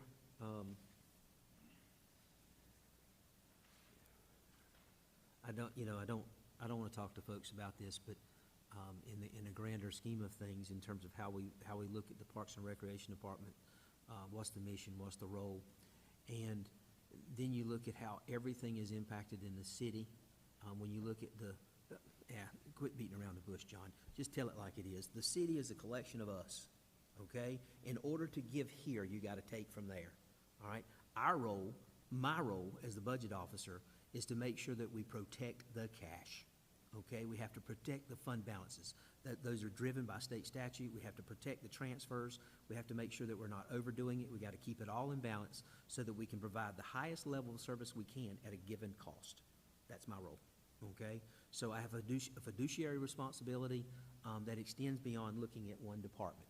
I have to look at all of it. So this collection of us becomes a concern of mine. So when I look at recreation, I, like everybody else, enjoy a good event somewhere. I enjoy that. I enjoy being able to go watch little Johnny play baseball, okay, at a local park, or football, or whatever it may be. At the time, years and years ago, when I was growing up, you only had a few choices: football, baseball, basketball. You didn't have soccer, and you didn't have pickleball, and you didn't have tennis, and all of these things weren't functions of recreation. So recreation has taken on a greater role in providing things that the people want, and it's okay. I'm okay with that. But we have to be very cognizant of how that does and what that does to take away from each department and how all of that factors into it. There is no single department that is the number one priority. The only department as a priority is the one that you use. And that's how you don't want to have your services cut. You want to focus on it. I have to focus on all of it. So with that said, Parks and Recreation, there are two positions here. It's called Community Outreach Coordinators. Think about this. I have never met these two people, all right? So the budget in front of you, I was told that the first time they saw it was Wednesday. I don't know that to be true or not, okay? And so you go, okay, well, what's going on here? So the department has to put their request in. I know that they did, all right, because you got other expansions and stuff going on in play in terms of this budget. And so they're supposed to have that to the budget officer, and then the budget officer is supposed to compile that information and come up with, which is the manager, come up with the manager's proposed budget, and has to present that to the board by June the 1st for their consideration, recommendations, or follow-through. So we do these budget workshops so we can determine and talk a little bit about priority, about where are we going to put these dollars. Limited dollars, not necessarily. If it was unlimited, we wouldn't be having these conversations. We'd already adopted the budget the other day. But here we are, and we got to think about it. So those two community outreach positions, they were originally in the police department, right? So why aren't they there? This is fascinating stuff to me. All right, and so police departments, we'll talk about part 1, part 2, okay? We'll talk about community policing. We'll talk about all these different things. And then how we need to have patrol. So the patrol needs to be part of this community policing effort, right? So then you go, well, how does this come about? How does this grow? You know, how does it happen? And so that's the question. So then they get moved. Then they get moved over here to another building. And then it's, well, they're not being supervised. They have flex schedules. I've got no clue, day 11, right?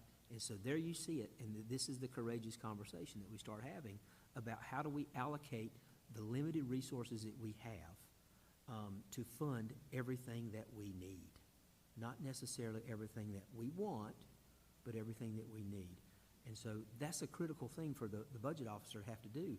What do we need, and then how do we take and move toward the want part, and how do we balance that? Could we get an answer to your first question? Huh? Why are they no longer at the police department? I have no clue. No, could. Yes, Could we get an please. answer to that? Please. Phil?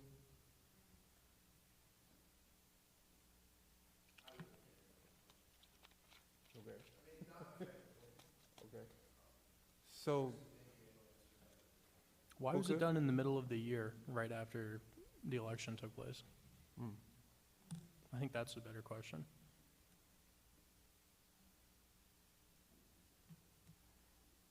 So nobody can answer it? Who's the person that could answer it?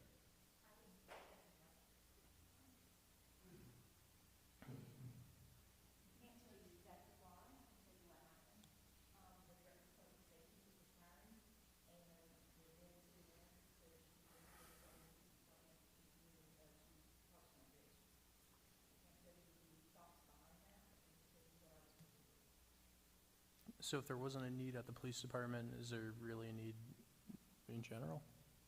I think there wasn't a need because of what they do. Well, No, it's- like- It's like- $197,000. If there wasn't a need in one department, and it was quick to transfer them when a position got eliminated with the same yearly salary, by the way, is there a need for the positions? If it's not needed in one department, they just get bumped to another one. I'm not who's to sure say there it won't wasn't get a bumped need in again? that department though, which is why that department head can't tell you why they were moved. Because those individuals were brought on for very specific reasons during a very specific time, which is why they may not look like everybody else that's listed here. Because again, our community, to bring it together as a whole and build a bridge, that's why those two positions were created in the first place. Were there So- surveys done within the whole community for these Absolutely, positions? which is, absolutely, yes. This was our way, or not our, this was the city of Washington's way to say everyone has a voice at this table. Everyone has the opportunity to be heard. And at the time, there was an issue with police and our community.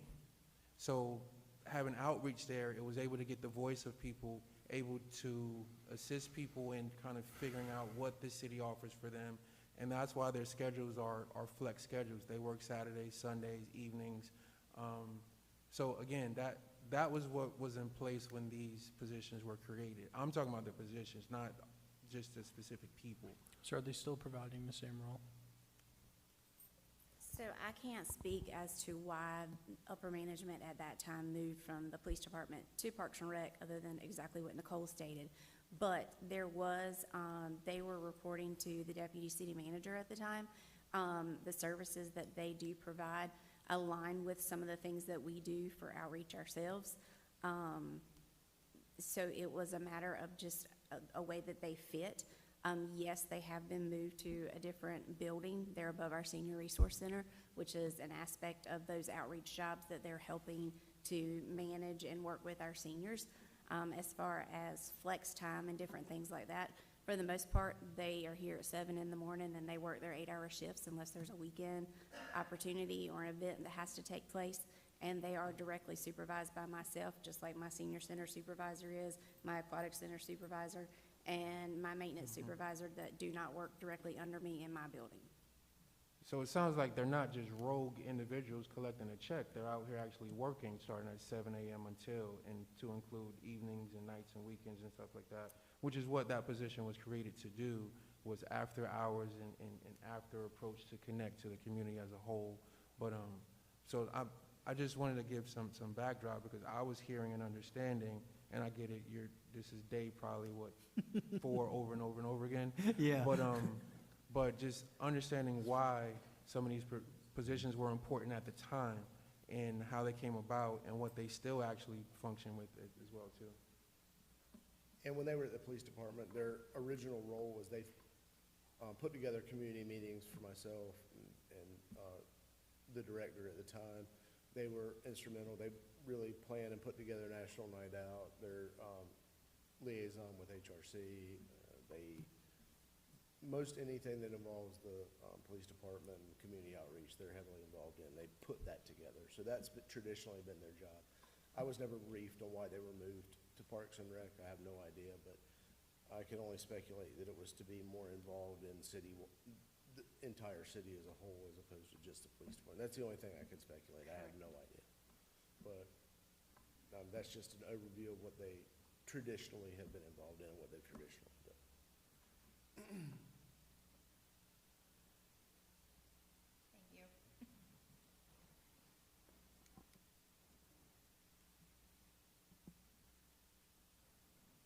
The big, Shane, I want to invite you up to the table, please. I'm going to put you on the spot.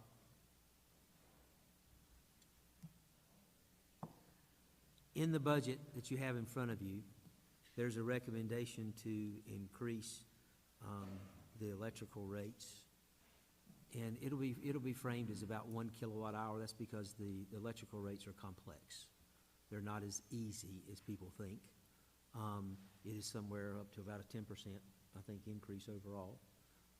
But it's roughly about 1 kilowatt per hour. And so now I'm going to question Shane and Tammy very specifically. I was with the Electrical Advisory Committee last week, a standing committee that hasn't had a meeting for quite some time.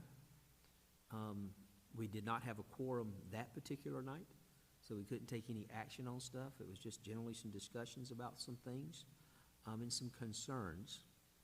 So I'm going to talk a little bit about a project and going to drive the conversation about that project.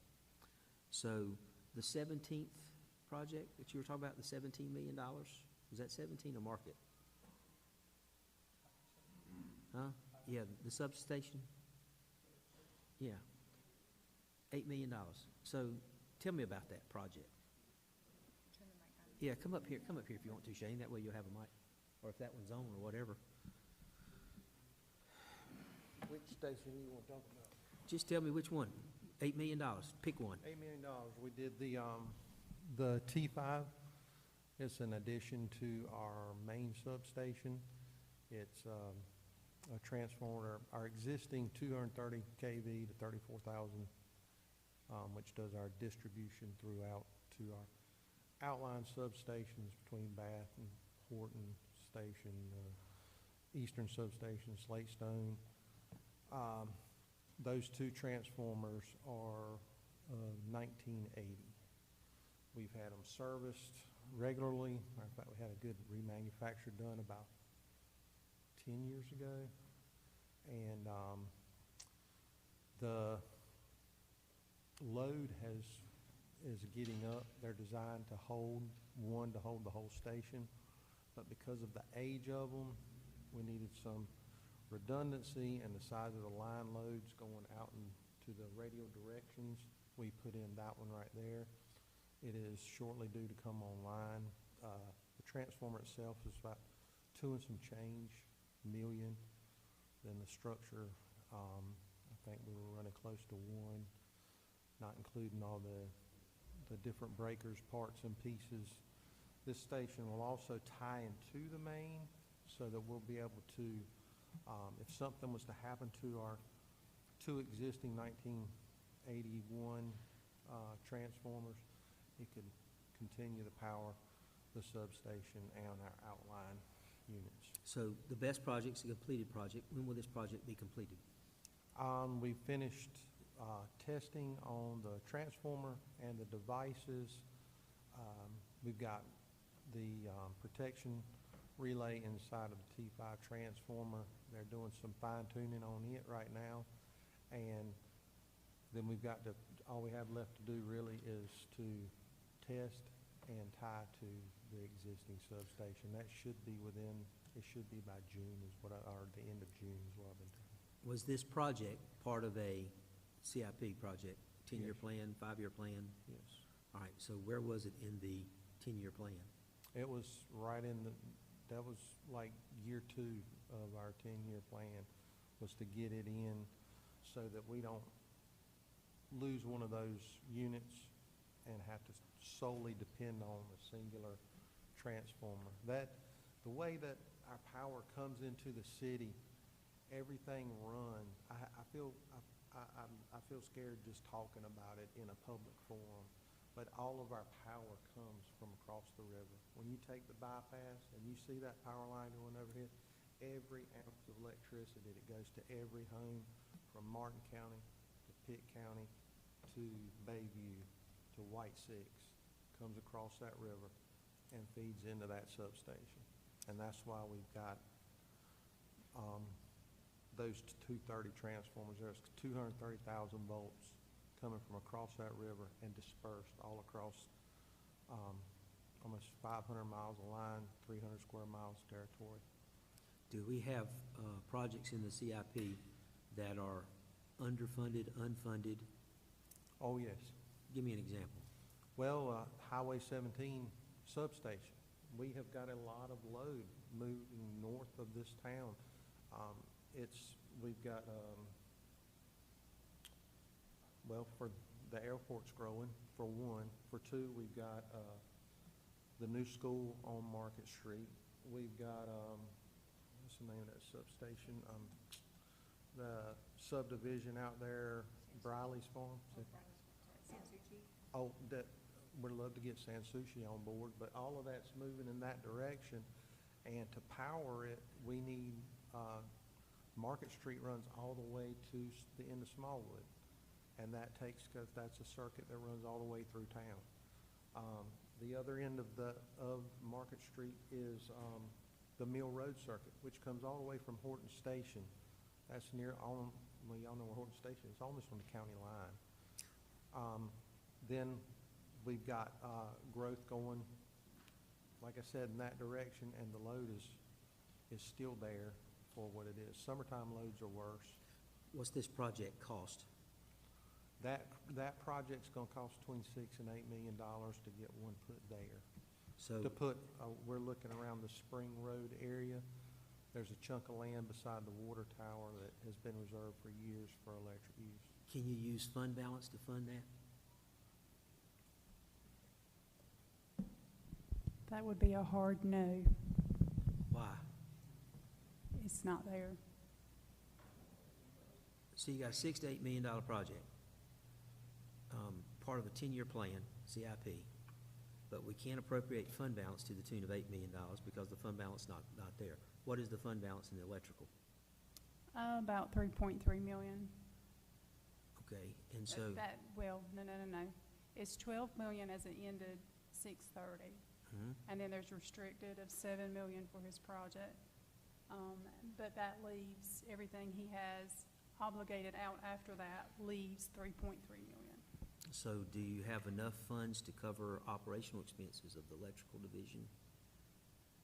Are you having to appropriate from fund balance to do operations, or? In this proposed budget, there is a rate increase that will cover the operational costs. If it does not, there has to be cuts, or they can't operate. So are we funding operations with fund balance? No, not on, Okay. based on this proposed budget. If the rate increase does not go through, they can't appropriate fund balance because they don't have enough Okay, to fund, to operate. is that how you see it? Oh, she's told me several times. I've been in this job not very long, and one of my first, meetings was, where's the money at? And when I went and talked to Miss Tammy, it scared me to death. Why is the fund balance low? But the fund balance is low for one, because we haven't raised rates since 2009. Okay, And then we had 2 rate reductions in, I think it was 12 and 18 of the rate increase was 5.7, the decrease was 5% first time, 1% the second time. So our rates for our customers have gone down. and we do transfers out of electric to general fund. Yes, we've done that since I've been here, Okay, 28 years. and so how do we assess the administrative charges? How do we charge them to? The utility funds, and electric wouldn't be included in that. Okay, so I hate to be the bearer of bad news. So when we put these electric rates up here, and we talk about 8%, 10% increase, of 1 cent per kilowatt hour, what the impact, what the effect is. And so when you don't do it, your electric rates don't keep pace. The costs go up. We've talked about inflation. We've been pulling from fund balance, right? Funding different projects. We've been doing administrative charges, all of these things, now to the tune of $4.6 million again, to our utilities, right? Right, and then $2 million Yes. of transfers? Yes. The $2 million of transfer, where's it coming from? Water, sewer? No, it's coming from electric. We can't do transfers from a water and sewer. We would lose grant opportunities. This is why I started with the assumption is that the budget is good. We had an audit report, and this is all okay, but it's horizon issues that we have to focus on. I understand why certain things were done, and other things I don't understand why they were done. This is day 11, okay? But our reality is, what does it look like downstream, and what is our responsibility when we're looking to maintain the fiscal health of this community? So if you have one of these things go down, you said you didn't even want to talk about where the power's coming from. You know, if something happens, then you got nothing going on. And so a storm knocks out the power. You know how much revenue is being created for the electric department? Zero. You know how much expenses? Through the roof. All right, so those things have to be balanced. That's the reason for fund balance. And so when we continue to depend on fund balance and transfers, or an overdependence on those things, for whatever the reason, it creates long-term consequences. And that's the only thing that I'm saying. So we have to be aware of this, and so nobody's trying to cut for the sake of cutting. Everybody's trying to look at, myself in particular, I spent a lot of time in 11 days, all right? I don't have all the answers, I promise you that. But what I do have is concerns. And it's those concerns that this collection of us has to address. How do we keep the lights on? How do we make sure that the sewer goes to the right place? How do we make sure that when you cut on the tap, that the water's quality drinking water? Okay? How do you make sure when you dial 911 that a cop shows up in so many minutes? What is the budgeting for outcomes that we're talking about? And so, not to do what we've done, but what are we going to do to have a sustainable future for this community? And that is the nightmare. That is not necessarily a nightmare, but it requires us to focus. So that's why I put you on the spot, Shane. The other night in Electrical Advisory Committee group, I think you made a statement you were scared to change the light pole. True or false? Huh? Why? Well, because for one, my fund balance is to the point where that if we get in a situation, and again, I don't, I'm one of those people, you don't speak it. Yeah. into, okay? But the hard truth is, one bad hurricane, and we'll be September. up that creek that stinks without a paddle. September, hurricane season, which kind of prone to around here maybe a little bit, right? I don't want to be the one standing here saying, cut, reduce, do this. The reality is, it is our responsibility to look at those horizons and try to, no, the sky's not falling. That's not what anybody is suggesting. Is that when we look at these horizons and we see things like electrical rates that haven't been raised, or they've been raised and they've been reduced, and then you know, the transfers of the utility and what that's doing to, try to fund the projects to keep the lights on. These are concerns that we have to focus on. And that's my only position for this today. And I don't want to go through all these charts. Y'all have already seen them, basically the rate increase, what it does, how it funds. If you do a base rate increase versus a kilowatt per kilowatt hour base rate, I will tell you this, that my recommendation will be this kind of in a nutshell, is that the electrical utility, the water and sewer utility, all of them combined do a rate study associated with the revenues and expenses with those departments.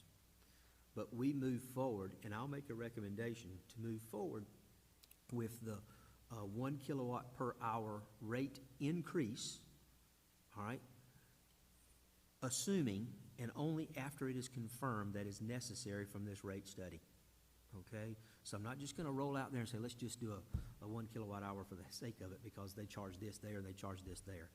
I'm going to task the electrical division.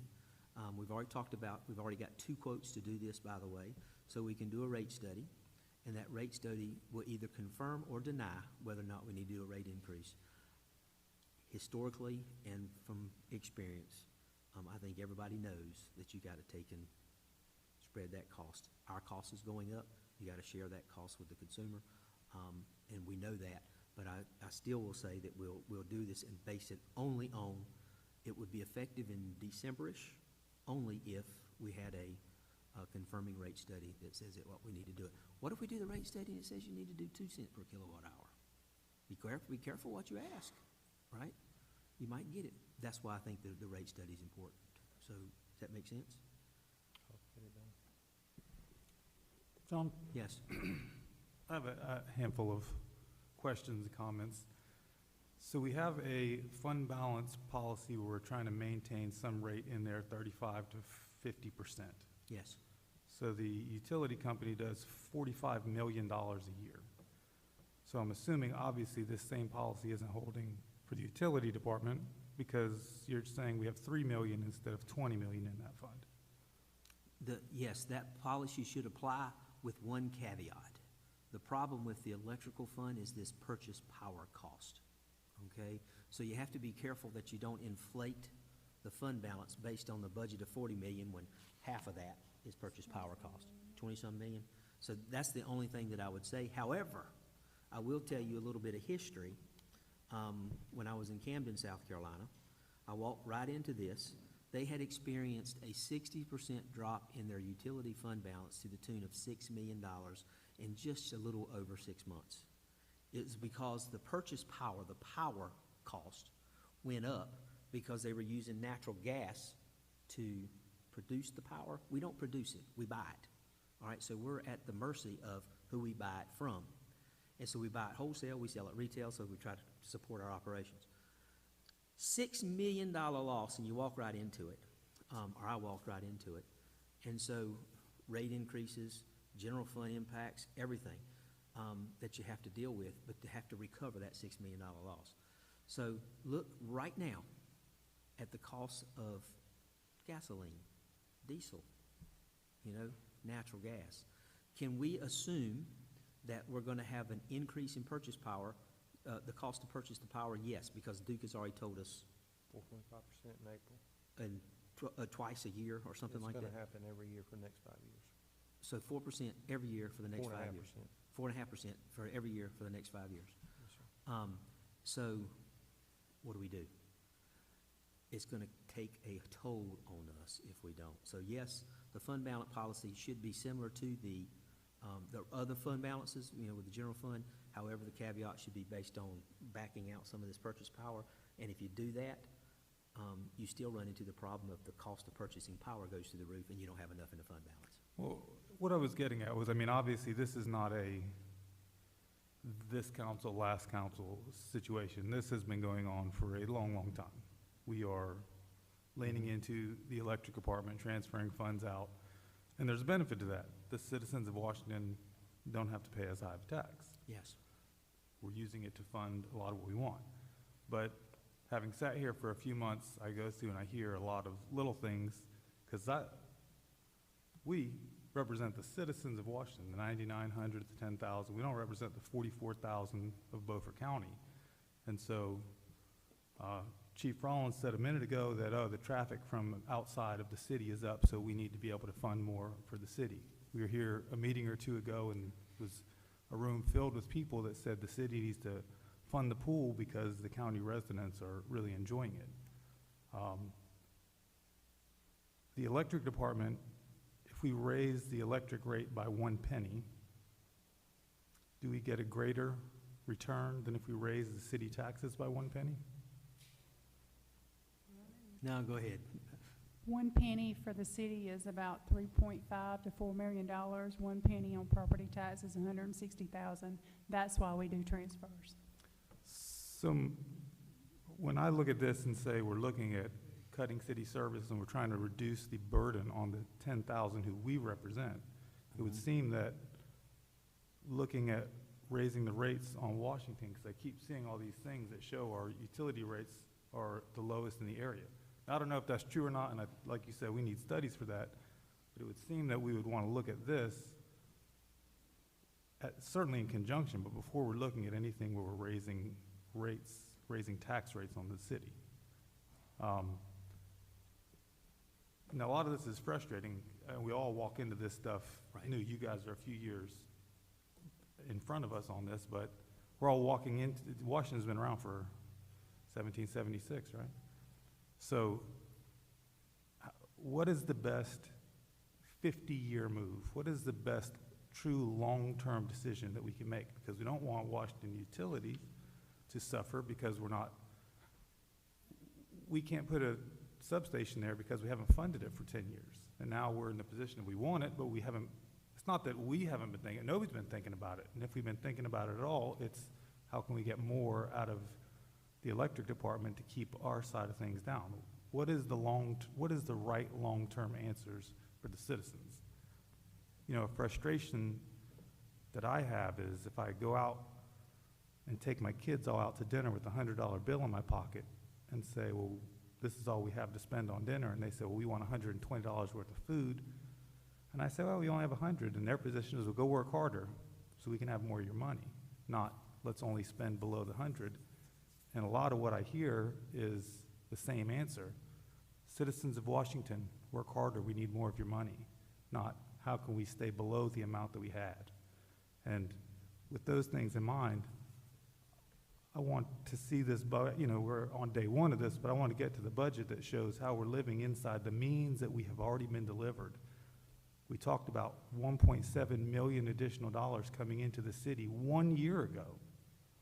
I saw the chart up there. We brought in 5 million, now we're bringing in 7.6 million in property taxes, and we still need more.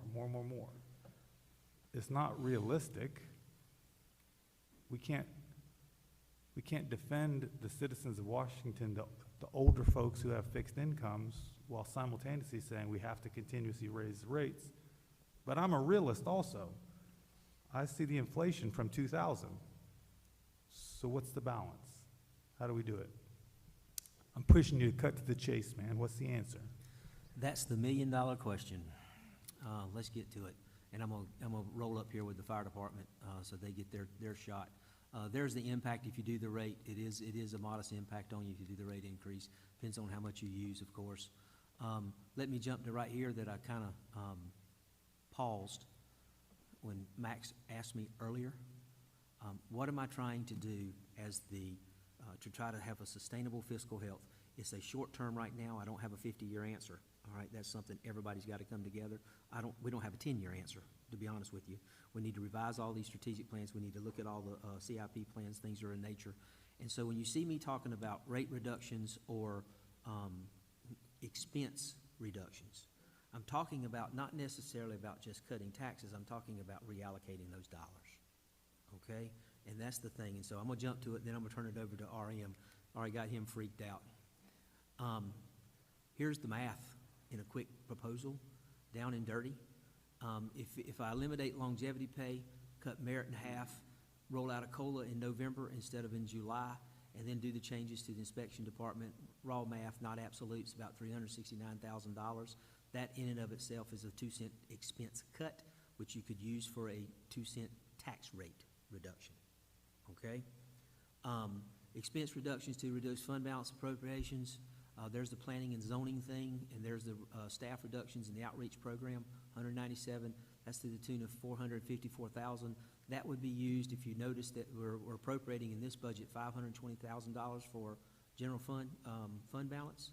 By doing that stuff, now you take and limit the appropriations of a fund balance that you're trying to build to 35 to 50%. Why? To make sure you protect you against those storms so that you got the cash flow. And so you keep doing what you're doing, you're going to get the same outcome. We got to be budgeting for outcomes. What are we trying to do, and how do we try to look at that? And then you see these expense reductions to the fund, the CIP, and reduce dependents. I'm going to challenge RM already. I told him, I warned him about this. And so you look at both police and fire and EMS. If you look at $300,000 in reductions for the fire EMS function, and you look at $600,000 for the police reductions, notice that a lot of that is that 911, which is $600,000 a year. So this ain't about patrol. This is about right sizing, and that would be a expense reduction, not a tax rate reduction. So you would keep the tax rate at 46.5. You still generate the money. Then you do the expense reductions, and then you reallocate those to control your fund balance appropriations, and you reallocate those to take and fund your CIP programs. Right now, if I ask RM, how's he going to replace an ambulance in 2 years to the tune of $500,000, there is nothing in the budget to do that. That's been walked away from, the CIP program. One question really quick. So from this, it sounds like the county's willing to take over 911 for the entire county? I have met with the sheriff, and there would be, my position on that is that we shouldn't just dump that on them. So yes, they should take on 911, but we should help fund that to get it up and running. And so I would say that you would fund maybe 3 positions over the course of 5 years on a sliding scale based on sales tax distribution for them to absorb all of the costs associated with it. Are there not state grants to help with covering transfers of those services there? There are 2 things that come with, this is not, the 911 fund is used for the seats. Right. All right, you can pay for everything, the seat, the chair, the desk, the console, and everything with 911 funds. And so every resident in Beaufort County pays into that 911 fund. And so that's where you get the grants to fix the seats. There are no grants available for the staff.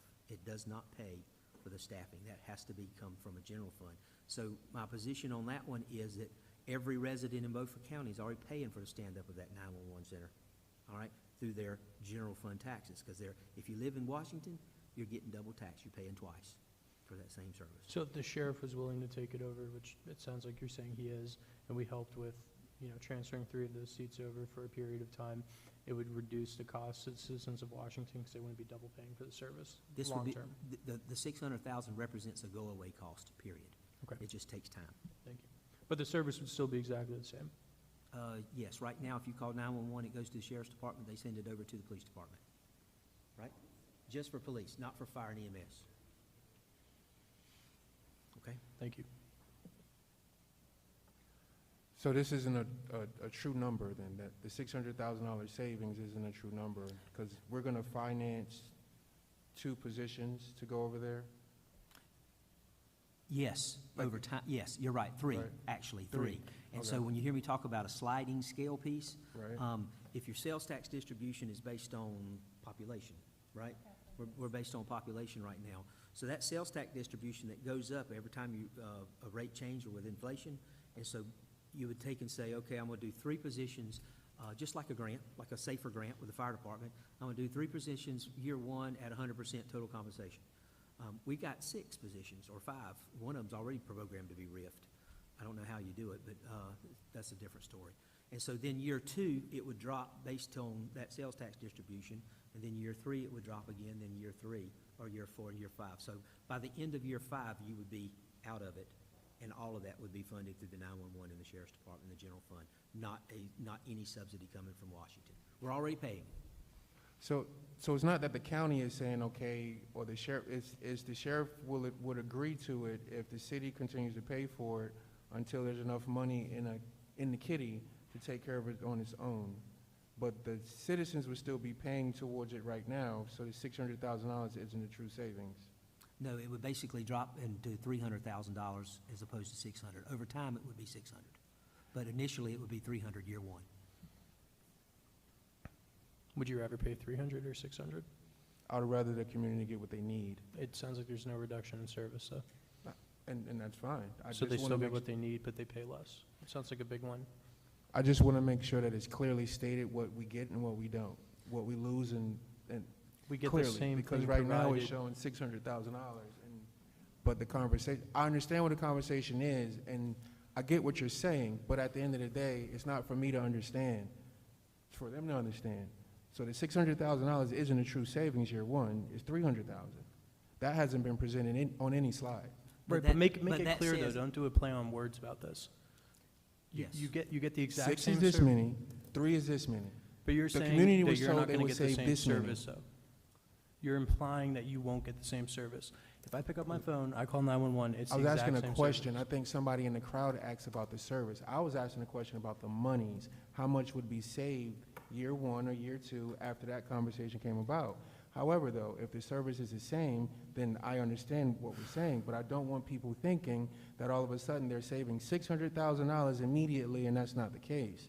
But that hasn't been presented until now in this conversation. So it's actually half of that until the kitty builds up, and then that would take care of it since the community's already paying for 911. It's That's what I'm actually, it's understanding. actually 911 plus others. So Okay? you're talking about this patrol, this detective, all these vacant positions. We haven't even begun to talk about that. Right. I'm just keeping it really, really simple. 600,000, at least 300,000 of that is 911, and then the other 300,000 will be other issues. If you look right up above it, it says 300,000 in overtime for the fire department. Gotcha, yeah. Try that one. Wait till RM gets up here and talks about that one. That's not a real savings unless you can actually execute it. So I think your point is well taken. Yeah. Is that, yeah, everybody has to understand that you gotta be able to execute on that plan. And to Mayor Pro Tem's question, let's say we do without transfers. We stop transferring and allow the funds to build and do what they need to do. Is the answer that I'm hearing that that's where the streamlining and trimming of departments and personnel comes in to make up for that $2.1 million transfer? at the end of the day, somebody's got to pay. Right. And so whether you're getting $4.6 million of administrative fees or $2 million from the utility fund transferring over to the general fund, they're still paying for it. They're paying in their taxes, they're paying in their utility rates, they're paying in their admin charges. So you're getting paid. So mine about streamlining is limiting. I would never suggest that you do no transfers from the utility fund over to the general fund. I think it's not only is it legal, but it's also appropriate. The only question I have is the amount. That's it. That's what I was getting at, is yeah. that part. Are we talking stop all transfers because for some reason they're not seen as okay to do, they're not seen as legal, or are we saying minimize transfers? And if so, the offset of that would be positions Yes. being done away with? Mhm. I'm saying minimize, not eliminate. Because, Shane and electric and water and sewer, they all need finance and everything to go with it. So Right. there is an appropriate amount. I just think that we've become overly dependent upon that. And so what's that number? I think rate study and things of that nature will factor into that discussion. Gotcha. I just want to comment on, this is something that circulated around, Councilman Tyree was mentioning this about transfers being inappropriate. The city of Washington owns a massive asset that generates a profit. Transferring is absolutely appropriate because the citizens of that is how we have the benefit of owning the company. That's just a comment, that's something that circulates around, we hear it Yeah. from time to time, that there seems to be some confusion as to, it's not that we're leaning on that inappropriately, like that is why anybody owns any asset, is to generate a profit and take from it. We've just been taking a little bit too much. We're doing it at the expense of being able to support the system. That's my only point. To fix it, to keep it sustainable. Can I turn it over to RM? He's sitting there chomping at the bit. But he has a different slide deck. No, Chris was gonna pull it up somehow or another, so it's probably over there on the computer. You could probably back out of this one, or he's doing it, who's doing it now? Oh, Chris is back there helping you out.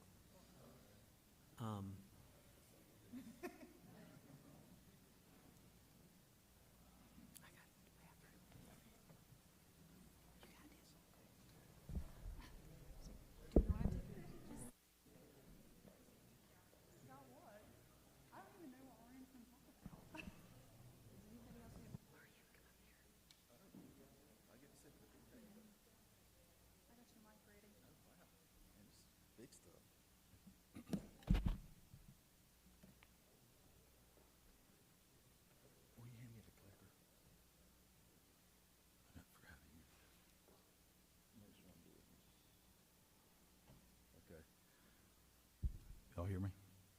Mayor, members of council, thank you so much for giving me the opportunity to speak to y'all today. I want to start off by giving you my spending philosophy. And my wife's probably watching on Facebook, and she's going to laugh. I'm fiscally conservative, very much so, unless it comes to my boat. She's at home laughing right now, but she knows it's true. And I spend the city's money, or we spend the city's money exactly how I spend my money. We're very, and you can ask the guys in the back, the answer is no more than it is yes. When they ask for specific things, I believe we're spending taxpayer dollars. I believe we have to be fiscally conservative when it comes to that. We can go through my operational budget, and I'll go through line by line with any of you, explain it right down to the penny of why we need what we need. We don't ask for extra. Everything we get is expensive. Y'all have heard me say before, you can go to Lowe's and buy an axe for $30. That axe for us is $300 because it's fire service related. Everything we do is extremely expensive. We are the biggest burden on the general fund, and I understand that. I completely understand that. So operational-wise is cut and dry. Again, we can go through it line by line, and I can easily justify everything in it. What I want to talk about today is human capital. I hear it every day. I'm an open book. I've told y'all that before. We've got a division of people at the fire department that worry about their jobs every day. Literally, because of just stuff going around. They're hearing rumors, they're hearing this, they're hearing that. They worry about their jobs every day, and they provide such an important service to us. We just got to get everything out on the table, and that's honestly why I'm here today.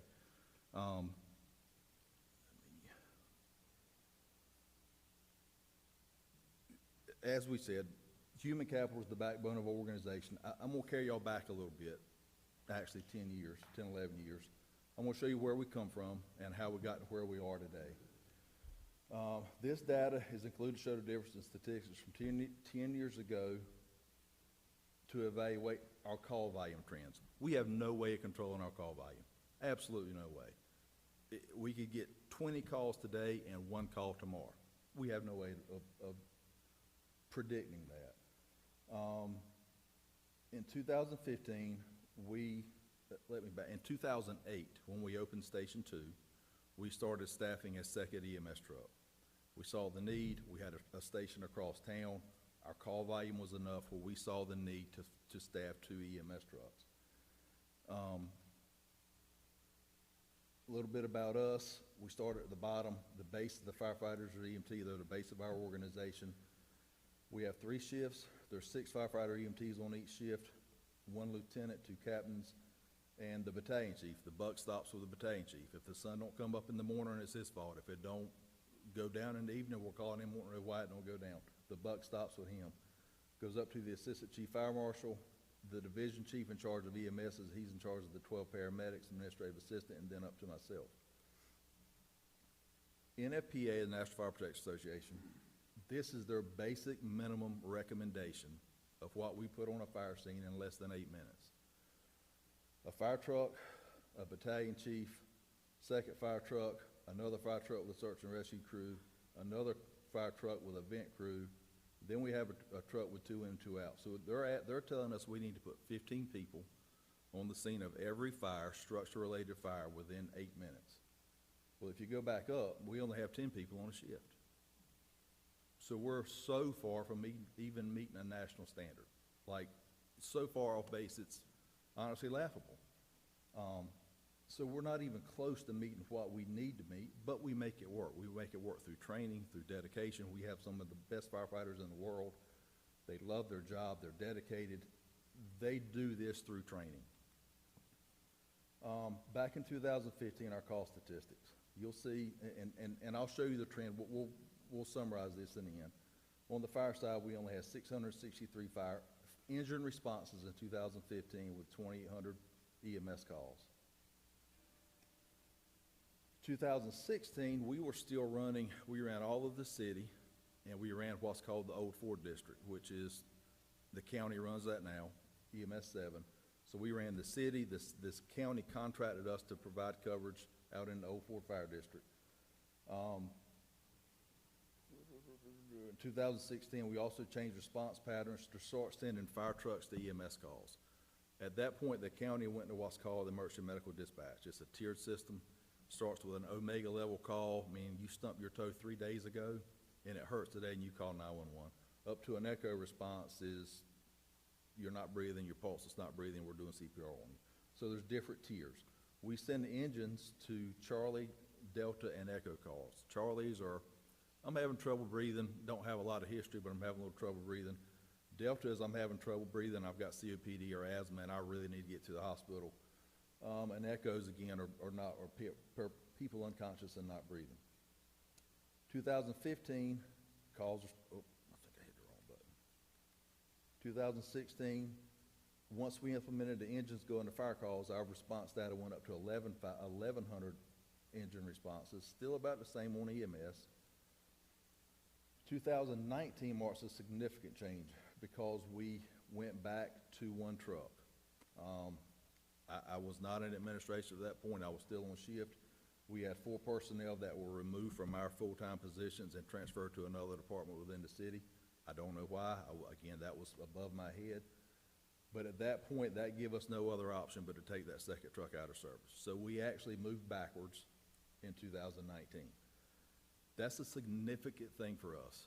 Taking that second truck out of service means if we've got a truck on a call, Max, you start having trouble breathing in a Walmart parking lot, you call 911, we're then having to wait for a truck to come from either Old Ford, Chocowinity, Broad Creek, or if they're on a call, we're waiting for a call to truck to come from Bath or Blunts Creek. So it's a big deal. We needed that second truck. We didn't have the manpower, so we had to take it out of service. Let's go to 2019. Our EMS calls are still about the same. Engine responses are about the same. This is when COVID started. You'll see in my next slide where the engine responses significantly dropped because we quit sending engines to COVID calls. Well, to any EMS calls, we were exposing our people. There were days where we had 5 or 6 people out with COVID and we were struggling really bad. So we limited our exposure. Census data stayed about the same. You'll see engine calls drop down to about 692, which hurt our EMS crews. Our EMS crews are relying upon a fire truck showing up to help them. These paramedics are basically they're bringing an emergency room to your house. Everything an emergency room do, for the most part, if you're unresponsive and not breathing, they can do in that truck. We ran a code last week for over an hour in somebody's lobby of a business because we're bringing everything to the scene. Those fire trucks help with that. They bring the extra manpower. There are people doing CPR. They're running back to the truck to get medications. They're doing a whole gamut of things. 2021, still about the same. We're still in the COVID era, 772 engine responses, but you'll see our EMS calls start creeping up every year. 2022, we began modifying departmental response patterns back to a pre-COVID model for apparatus once again started responding to high acuity calls, and when I mean the Delta, Charlie, Delta, and Echo calls, and secondary EMS calls. So if our one truck was on a call, we got a second call, we sent an engine to that call until another EMS truck could get there to stabilize the patient. Because when you call 911, you don't care how many trucks we have. You don't care where that truck's coming from. You want somebody at your house right then to help you, especially if you're having chest pains or trouble breathing or your granny's having a seizure or whatever. They want somebody at your house right now. So we started sending engines back to the calls. 2022, you start seeing significant increases again. We're at 1,600 engine responses. We're at 2,700 EMS responses. 2023, another significant milestone for us. We, at that point, put the second truck in service. No, let me back up. 2023, we saw pre-numbers when we had 2 trucks in service. So we went to 2,885 calls that year with 1 truck versus what we were doing with 2 trucks just a few years ahead of that. So we're that busy with just 1 truck in service. We're killing our people. And I'll show you some numbers in a minute to show you that. We're killing our people on those EMS trucks. If you don't know what work is, you ride that ambulance for 24 hours a day. I can assure you that it will, it'll tell you what life's about.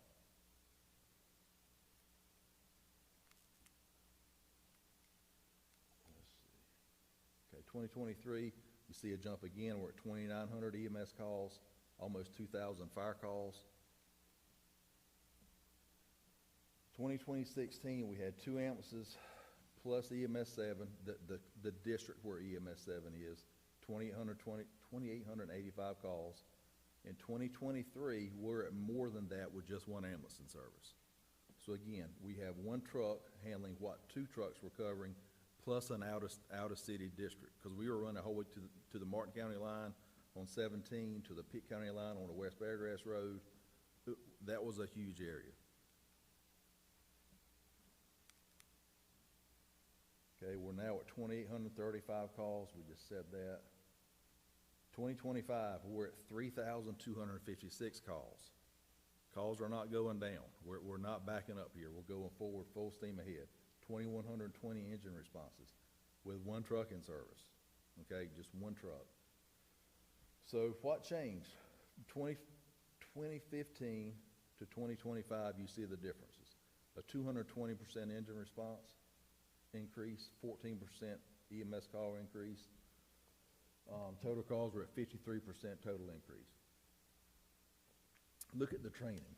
We did all that and still increased our training by 631%. That's a testament to the people we have of wanting to do a good job, wanting to train because we're so understaffed, we have to overtrain to compensate for being so understaffed. 2015, we had 8 people on a shift. That's 2 fire apparatuses and 2 ambulances, and you'll go down. I don't need to read all of that. In 2022 is when we added our first paramedic. We had 9 people, this is minimum staffing, 9 people on a shift plus the first paramedic. 2023, we added the second paramedic. 2024, there was no staffing change. 2025, we added the third paramedic. So our minimum staffing right now is 11 per shift with 2 ambulances, 2 EMS units in service at a time. This is a biggie. This is where I talk about killing our people. Unit hour utilization. A UHU below 25% is a usually accepted practice. That's across the nation, okay? To ensure there's adequate time for ancillary duties such as emergency reporting. When we go pick somebody up, you're looking at an hour of paperwork. I don't care how many, that's 24 hours a day, that's an hour of paperwork. Maintenance on equipment, training, physical fitness, public outreach, and the biggest for me is recovery. These people on these EMS trucks see things that would blow your mind, and they see it every day. The average person calls 911 1 to 2 times of their life. That's the worst day of their life when they do it. Well, our people see the worst day of their life 10 to 15 times a day every day. They're seeing the worst day of people's lives 10 to 15 times a day. That takes a toll. So they need to be able to go back to the station, sit down on their recliner, go to their bedroom, go pet the dog at station 2, let the dog lay his head in their lap. They need that. Well, they don't have time for it. They just simply didn't have time for it. So pre-second EMS truck being put in service, we were at a 32% UHU. Remember, 25% is a usually accepted standard. We were at 32%. That increased burnout rates for our responders, which is a huge deal. Mental health and EMS or public safety in general is a huge deal. Increased turnover rates, we had people constantly looking for jobs. And a decreased applicant pool. Why would they come to work for us, running 15, 20 calls a day, when they can go 10 minutes down the road and run 3 or 4 calls a day and make more money? That's the position we were in. The decreased applicant pool, and we're dealing with that on the fire side right now, really bad. Staffing versus demand growth. We've increased our minimum staffing from 8 to 11. Total call volume has increased 52%. Fire call volume has increased 220%.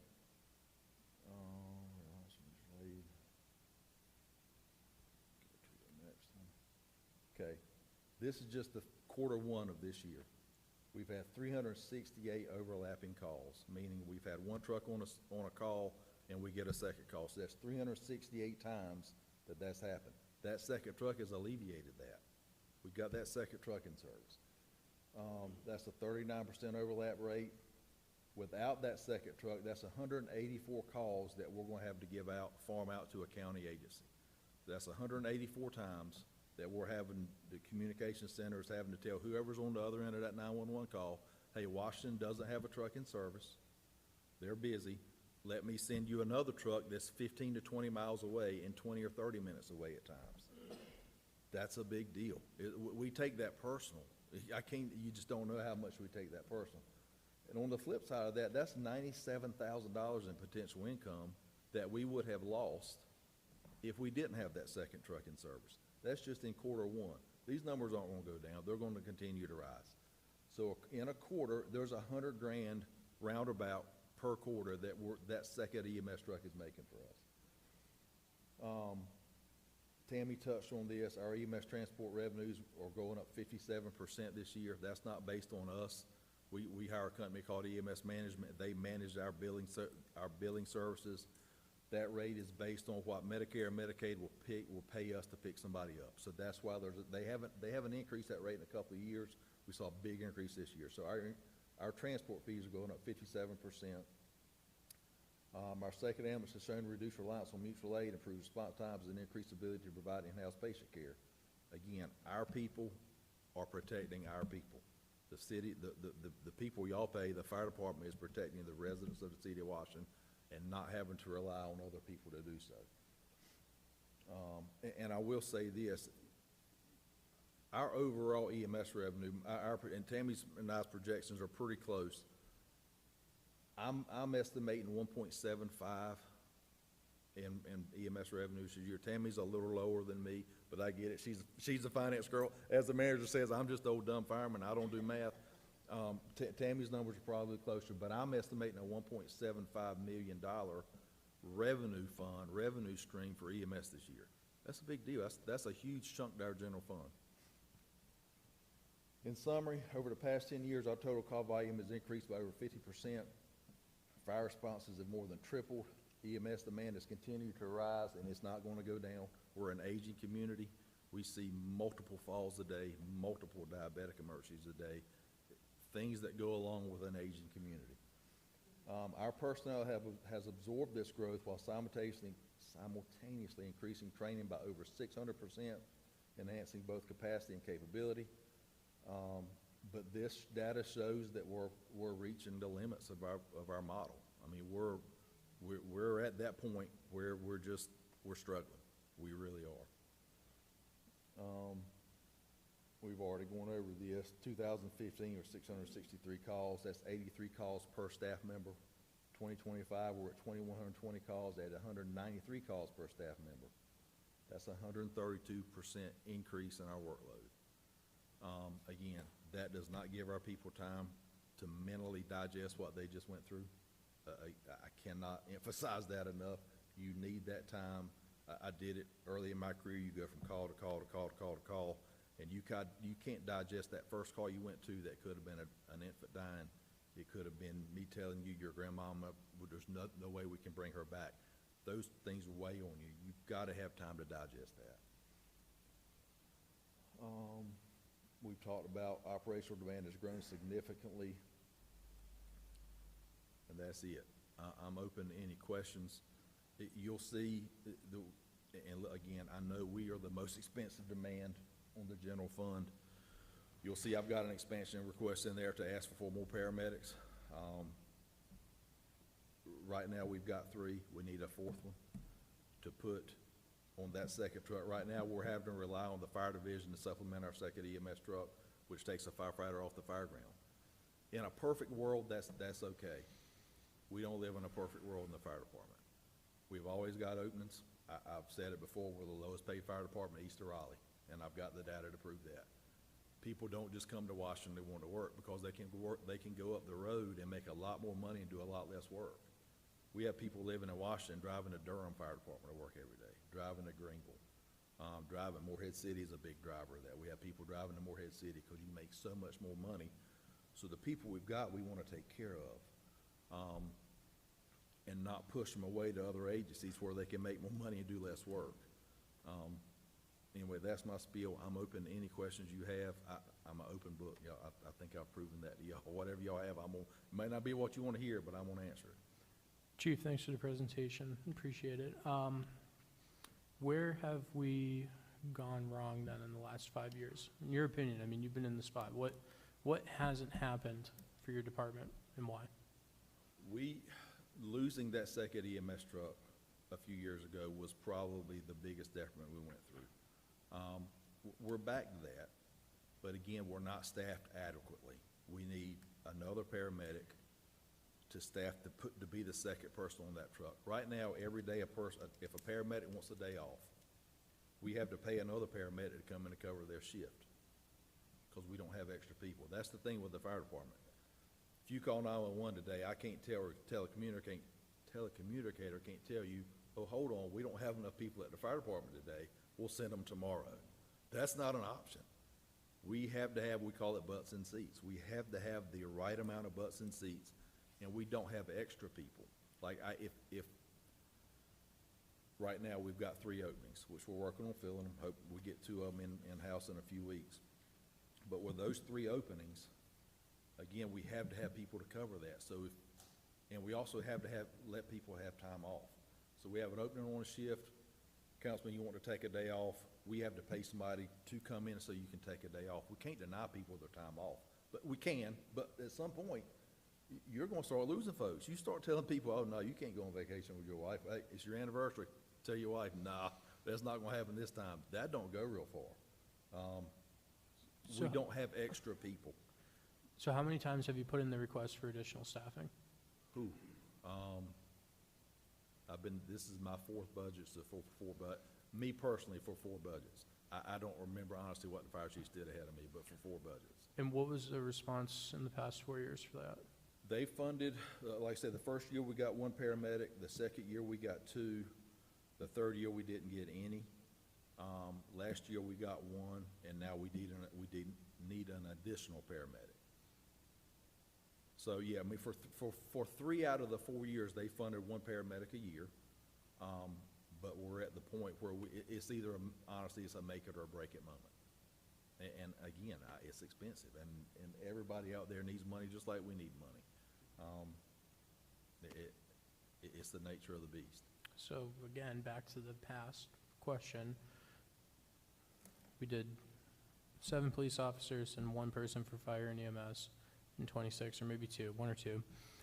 Why wasn't that split more evenly? What was the conversation behind that? Yeah, I don't know the answer. So, if I'm not mistaken, Chief, when you make the request, so your requests are like the Armageddon of requests. It's like, okay, this is where the funding's getting ready to go. But there was a previous agreement that the city would have X amount of paramedics on staff by a certain time, Yes, sir. and we chose to move forward with that. Mhm.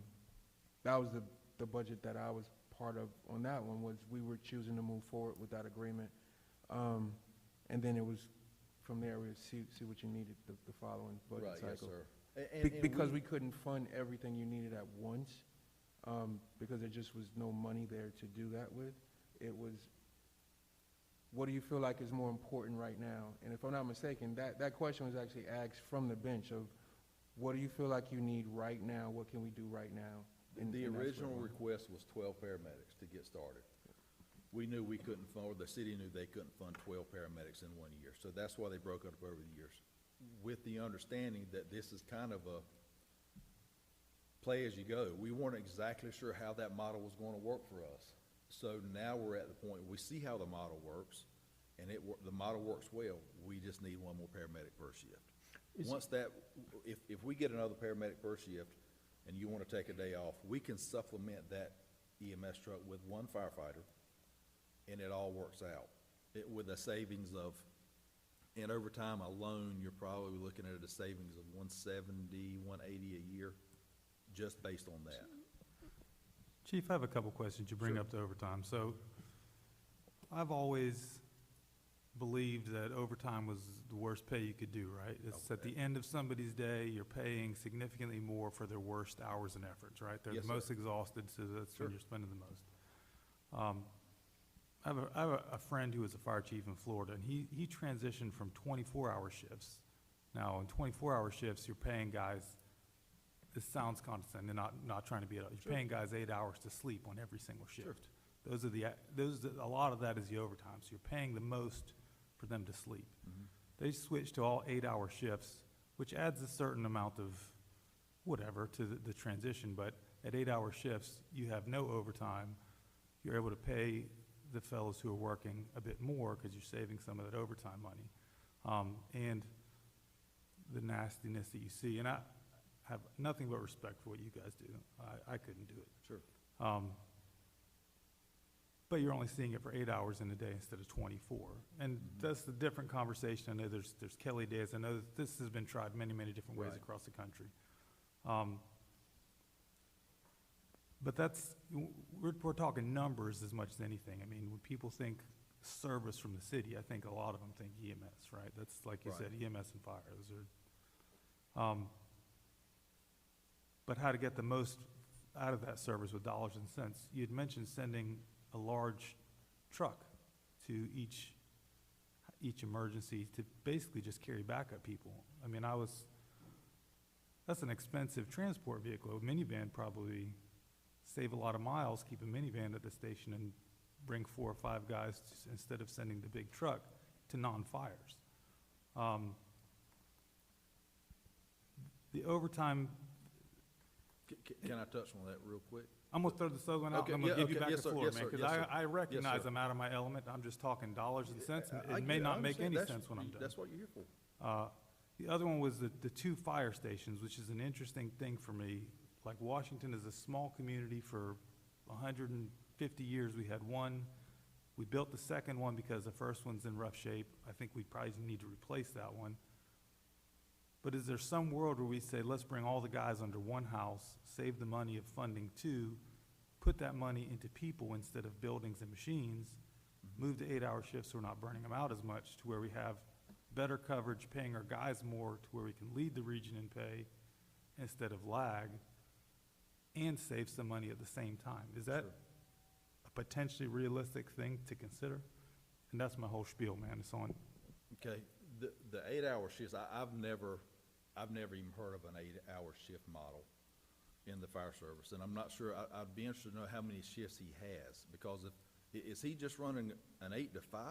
No. So they're just rotating, that would be an interesting. I could find more information out about it. Some guys, I mean, just like any other 8 hours, some guys were on day, some guys were on evening, some guys were on the midnight shift, and they had some rotation where they were just gonna rotate it. And from their perspective, they loved it when they went to it. I know that's not always how it goes in the long run. Right. But, they had I can't remember, 2 days on, 3 days off, 2 and 2 with a Kelly day thrown in. I can't remember what their system was before that. But he said they were working all 3 shifts. So it wasn't like by having only days for a while, then evenings and nights. They were just staggering it out over a quarter. Now, again, I don't. Right. Yeah, that's not a model I'm familiar with at all. As far as the Kelly days work well, and it does eliminate some overtime, or it reduces some overtime cost. If you have the people to do the Kelly days, we don't have the extra people to do the Kelly days. So let's say next week you're working and it's your overtime week. It's when you roll over into overtime, and I look at you and I say, Councilman, you're taking Friday off. You're gonna be in overtime. Well, that's all fine and good, but then I have to pay Max to come in and cover your shift. So that model doesn't work for us because we don't have the people to make it work.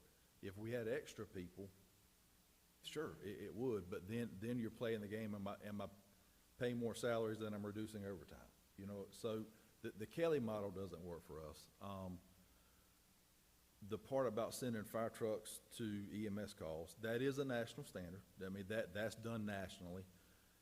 We can't send them in a regular vehicle because if they're on the way to your house and they get a fire call, they gotta turn around and go back to the station to pick a fire truck up. And I get it, it is expensive. It's more expensive to send fire trucks to EMS calls, but it's a necessary evil, for lack of a better term. They're strong backs. The paramedics are working on patient care where the firefighters are getting somebody out of a second floor, down in a basement. There's a whole gambit of reasons we send the fire truck to that. And again, it's only the high acuity calls. It's not the stump toes. It's not my back's been hurting 3 days and I'm calling 911 at 2 o'clock in the morning. It's the ones where there is severe trouble breathing, chest pains, possible heart attack, somebody unresponsive, motor vehicle accidents, obviously. There's only certain calls they do go to, but I do feel they're a necessary evil. I do. Yes, sir. Did I answer all your questions? Station 1, Station 2. Okay, so Station 1, Station 2. Station 2 was built because of the expansion on the west side of town, the industrial park. You got in North Carolina, Department of Insurance says you're going to, a municipal fire department is going to have a fire station every 5 miles.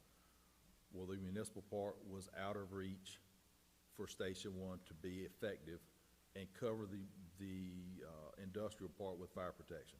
Without that, they would have gone what we call a 10 in ISO ratings, which basically is no insurance. They wouldn't have had, you couldn't have paid enough to get fire insurance out there. So yes, we needed to replace Station 1 back then, but with the western expansion, we didn't have an option but to build Station 2. Neither station is big enough to house what we have right now. So let's say we wanted to close Station 1 down. Let's say we want to close Station 2 down. Station 1, well, again, neither station holds the manpower or the equipment. Everything's got to be climate controlled. We can't leave fire trucks outside, obviously, in the winter because water freezes, we'll bust pumps. EMS trucks have to be climate controlled because of the medications they carry, and certain, a defibrillator is $70,000. You can't leave that outside. It's gotta be in a climate-controlled environment. So neither station is big enough to house, we can't absorb either one at either station, if that answers your question. Yeah, there's not enough, there's not enough, excuse me, bedroom space at either station. Station one certainly doesn't have the restroom facility. There's only one restroom in the entire building. I'm sorry, only one shower facility in the entire building. That's an issue with female employees, is they have the man on the hall, woman on the hall, knock, knock, knock, is anybody in the shower, anybody in the bathroom? So, yeah, there's just not, there's not space at either station to absorb one another. So we're funding the 2 stations, we're manning 2 stations. Yes, sir, we're manning 2 stations, yes, sir, but there's not enough room at either station for us to close a station down and move them to the other station for manpower or equipment. Does the city need, I know we need that EMS, but we need 2 fire stations. In order to maintain an ISO rating, yes, sir, we do. And that directly affects your fire insurance, commercial, residential, whatever. Yeah, in order to maintain our ISO rating, we have to, again, there's gotta be one every 5 miles. And for us to cover the industrial park and everything on the east side of town, they're strategically placed. Yes, sir.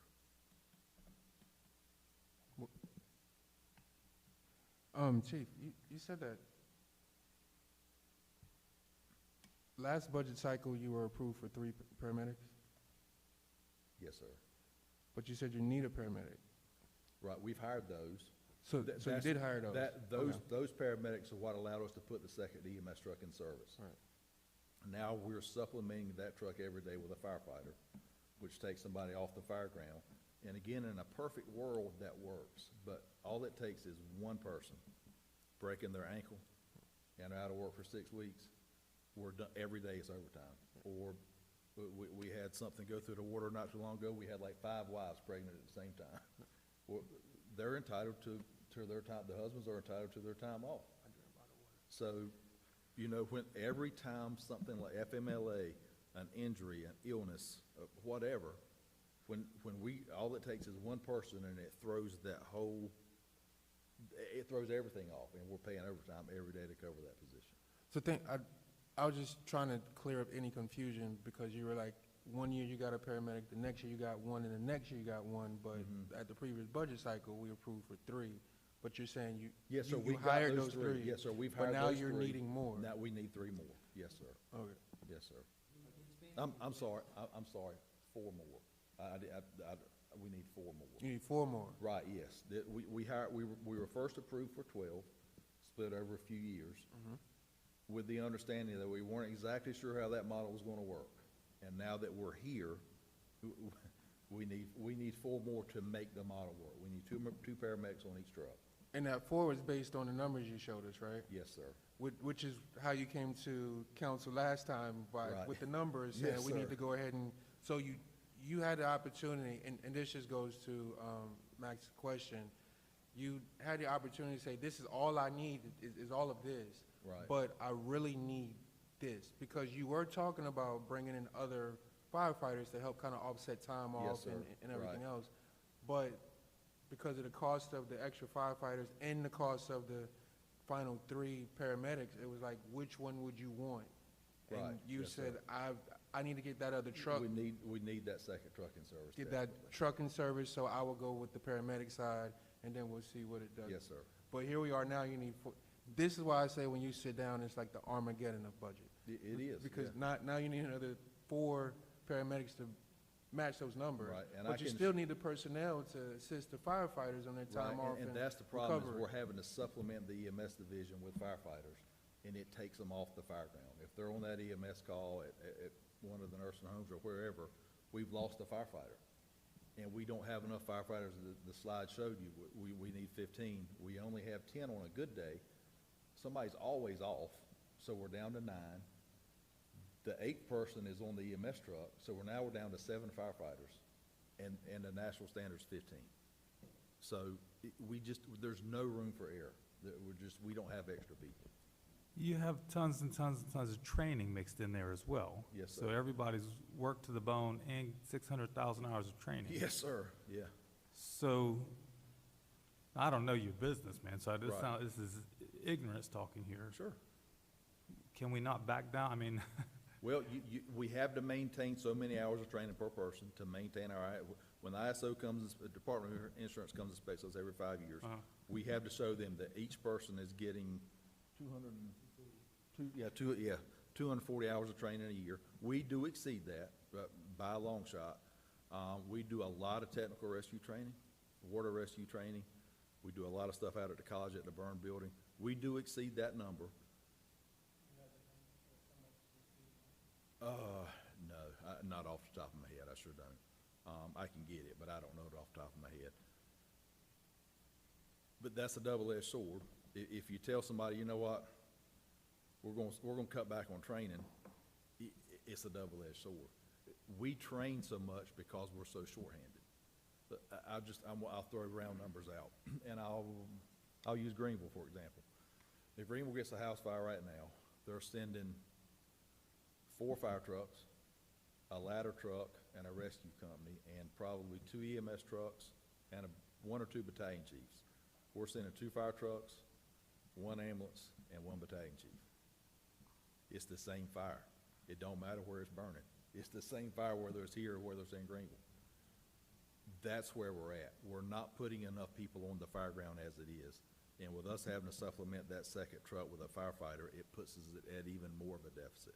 When you pull up and there's a house on fire, and as the incident commander, you're running, is somebody in there, I've got to do search and rescue. I've got to cut a hole in the roof. I've got to protect the house that's burning beside it. I've got all these things to do, and I look around, and there's 7 people. That's a big deal.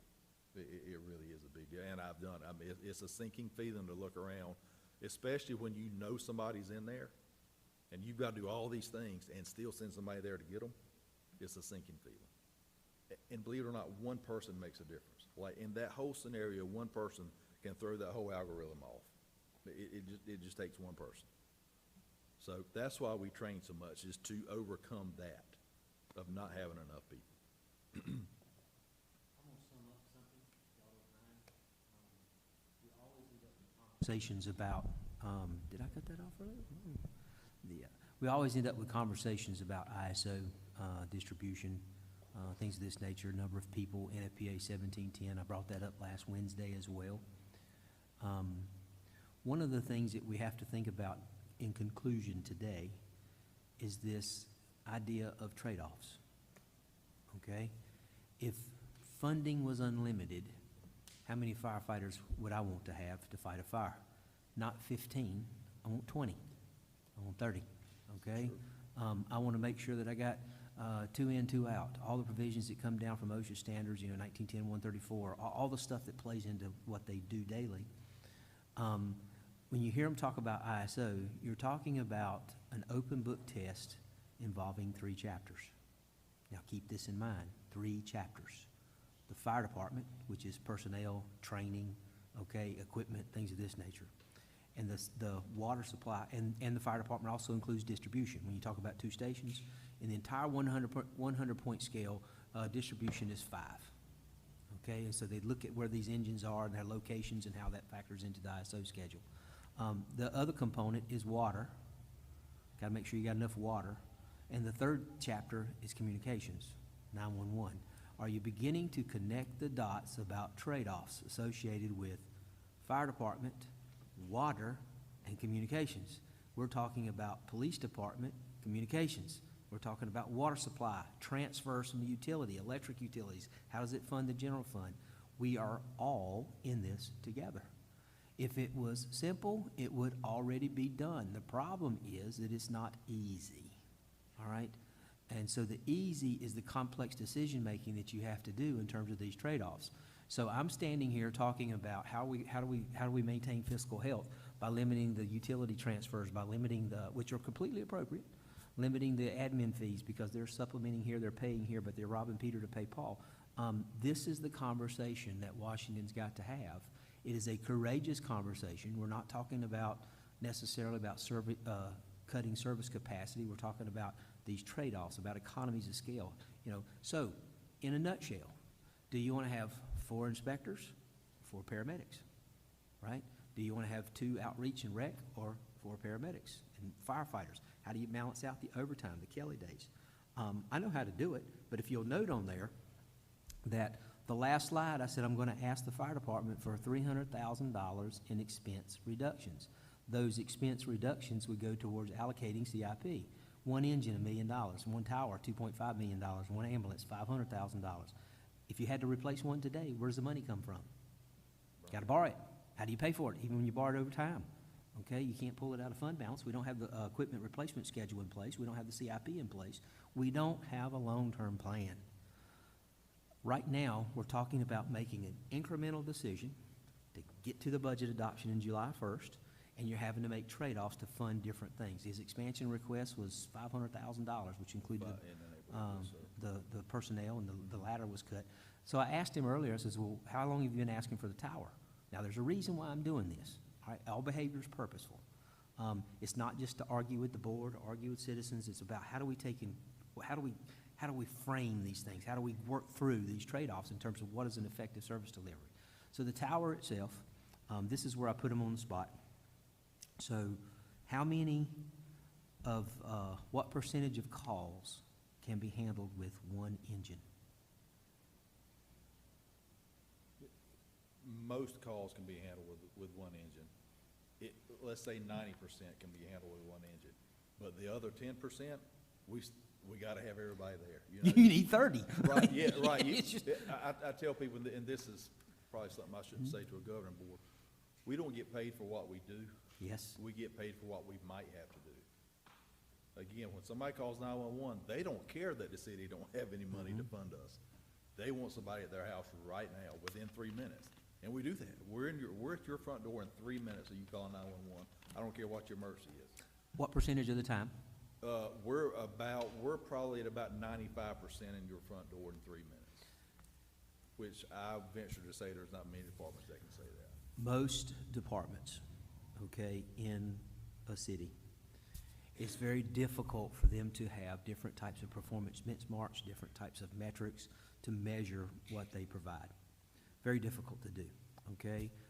The fire department in particular, you can talk about ISO, you can talk about NFPA, you can talk about distribution, you can talk about industrial parts, you can talk about sprinkler systems, all kinds of things. A sprinkler system in an industrial facility 6 miles away matters not to the Washington Fire Department, okay? They're individually rated. ISO matters not when they're sprinklers. But if they're inside the city limits, and then you talk about the impact it has with the police department when they have to travel out there. That's why you put them in zones on patrol. You do the same thing with the police officers that you do with the fire trucks. You put them in different stations, different houses. The trick is going to be balancing it out in terms of the trade-off associated with the capital expense, the personnel expense, the operational expense. At the end of the day, all we're doing is talking about man, money, machines, and materials, how we cobble those together to provide a quality level of service to our citizens, even though we can't be all things to all people at all times, 24/7, 365.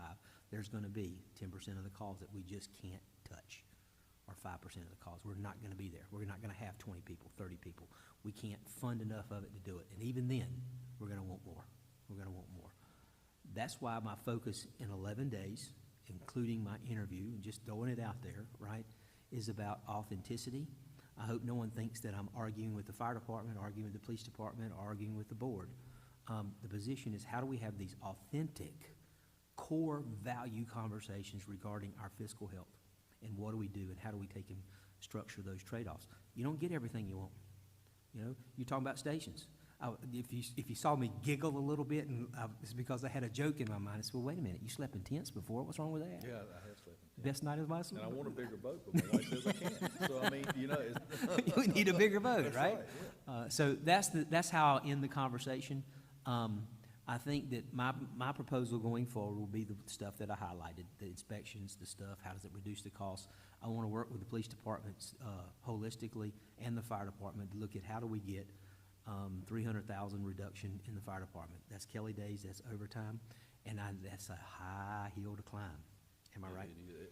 In a perfect world, it's easy, but all it takes is one person being out. It's a high hill to climb. And And so the we're already facing labor shortages in the sense of the people who want to work for government, also those who just don't want to do what they do. It's a challenge, and so I want to work with them collectively so that we can come to you with something that is a little more realistic, I guess, in terms of how do we staff and how do we structure things. The sky's not falling. We're just talking about horizon. And so each of you have an article about sustainability in terms of the pathway to unsustainability, and it focuses on the fire department because it is capital and labor intensive. Everything is capital and labor intensive. We don't even have a way to fund those fire trucks. What are we gonna do? And All a right? good example of that is 2015, we had 2 catastrophic failures. We had one fire truck completely fall apart in the middle of Market Street, but we had a vehicle replacement fund, and we were able to buy a new fire truck out of that fund. 2 years later, we had a catastrophic failure with a fire truck and had to buy another fire truck out of the vehicle replacement fund. Why don't we have the vehicle replacement fund now? Where did it go? Answer the question. Don't smile at me. Answer the question. It was eliminated last year's budget. Okay. Couldn't fund it, you need $5 million. It's through the roof. I said we couldn't fund it, we needed $5 million. Yeah. In this budget request, you got 3.9 million requests funded at 600 and something other in terms of capital. It makes no sense. It just makes 0 sense to have be sitting beside the river, right? Plenty of water and no capacity to get it out of the river, right? Get a truck out there, get plenty of it, and then no firefighters to apply it. You're putting all of these pieces together. And there's trade-offs involved with every one of them. There is no perfect solution, no perfect answer. And I have lived it, I have eaten it, and I have struggled with it. I would like the fire department to have everything that they want. Unfortunately, it comes at the expense of the recreation department or the And I get police department. And so we've really got to think about this collection of us and how do we put those pieces together. And that's all I'm suggesting. And for me, speaking of the collection of us, I would really like for the city to be a representative of the city as a whole, all Mhm. persons, all people, right? So as you're cycling through all of this on day 11, over and over again, understanding we absolutely do need you. I fear when you walk up there because I don't know what the price tag is going to be from 6 months I hate the increments. So, however, though, as a city, I would just like for us to be a representation of everyone that lives in the city of Washington and those that could come and actually have the city of Washington as home, you know, so. I'm gonna leave it alone. We're late, by the way. Y'all kept talking too much. Yes, sir. I'm gonna leave it at that. All right, so tomorrow is at 1:30 as scheduled, and I really don't have a whole lot more to talk about except for a couple of things. I think tomorrow's focus should be on our outside agencies, nonprofits, policymaking, because right now, I got a phone call, and Jessica intercepted it earlier, and basically said, "John, I ain't got time to talk to you right now." And it was dealing with some old stuff, right, that just continues to kind of circulate. And we didn't mean it that way, seriously, but at the end of the day, you hear me talking about this Harbor District Alliance. There's no funding in that. I want to make sure that the board is aware that there's no funding for that, yet they're an integral part of Main Street. They're an integral part of what we can do in terms of the vacant structures. Do we need some type of matrix to measure where those dollars are going? Yes. I'm all in for that. But right now, there is 0 funding in there. So to fund $40,000 to the Harbor District for Main Street program, and even though it's not a rated program, or a certified program, if you will, you gotta take it from fire. You see what I'm saying, the trade-offs? But I think the return of that, the police department? Take it from the police department? Yeah, but no, you're here all day, aren't you? Or we take it from the finance department. Tammy's volunteering. I hope you see my point, that everybody, I don't think that the departments are overspending, right? I think that we need some reallocation and we need some ways to do it. I don't think the sky's falling, but the horizon is something that we need to be paying attention to. Not today, but the horizon. And so you can't fund everything that you funded in the past and still deal with the horizon. So you got to make some of these trade-off decisions. I will go forward and make the recommendation, point taken, in the sense of, like, the one thing you could do instead of having 2 outreach, maybe just 1. I don't know the answer to that, right? But still, you can do it. And I would like to combine that when you hear me talking about the community policing with the police department. You know, if you don't have true community policing, you just got people riding around. They need, you know, they need to be dealing with some of the things. And so what does that look like? That's something I have to talk about with Phil. I can't make those decisions. I can't, I know it, but that's the problem. Why? Because they weren't doing it. And so, you know, how do you deal with this stuff? That's the thing. Day 11, you can't make all of these decisions by July 1st. You can't. We're just going to have to narrow it down, keep focusing on those priorities, and talking about it. Yes, some things are going to have to be maneuvered, reallocated. Other things can stay the same, but not everything can be the same. Something's going to have to be traded off, and that's kind of where I'm at with it. So tomorrow we'll be talking about outside agencies, nonprofits. You caught me the other day about the difference between the two, and I have had a conversation with Tammy, so she's tried to update me, and she's been working on a policy for how do you fund this outside, and so she's been working on a Charlotte model.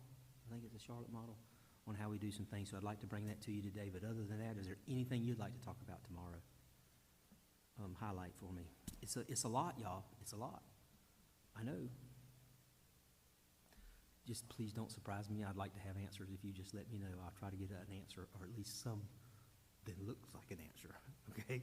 Could we talk a little bit about the contracts conversation, just so that the board, can we talk a little bit tomorrow about the contracts conversation? I had sent over the question about how we negotiate contracts, or contracts at the municipal level versus by the department. And I know it might not be something that can be Yes. impacted in this budget, Yes. but just starting that dialogue with the board. Yeah, to me, that's like a kind of a group purchasing policy instead of trying to everybody doing their own individual thing. Yeah, I got you. And do you have a copy of the presentation Liz Parham provided to council on the Main Street program and the funding? I do not. Okay, I will get you a copy of that. Okay. I just think it's important. I just think it's important. You may not, but I think some level of it is important.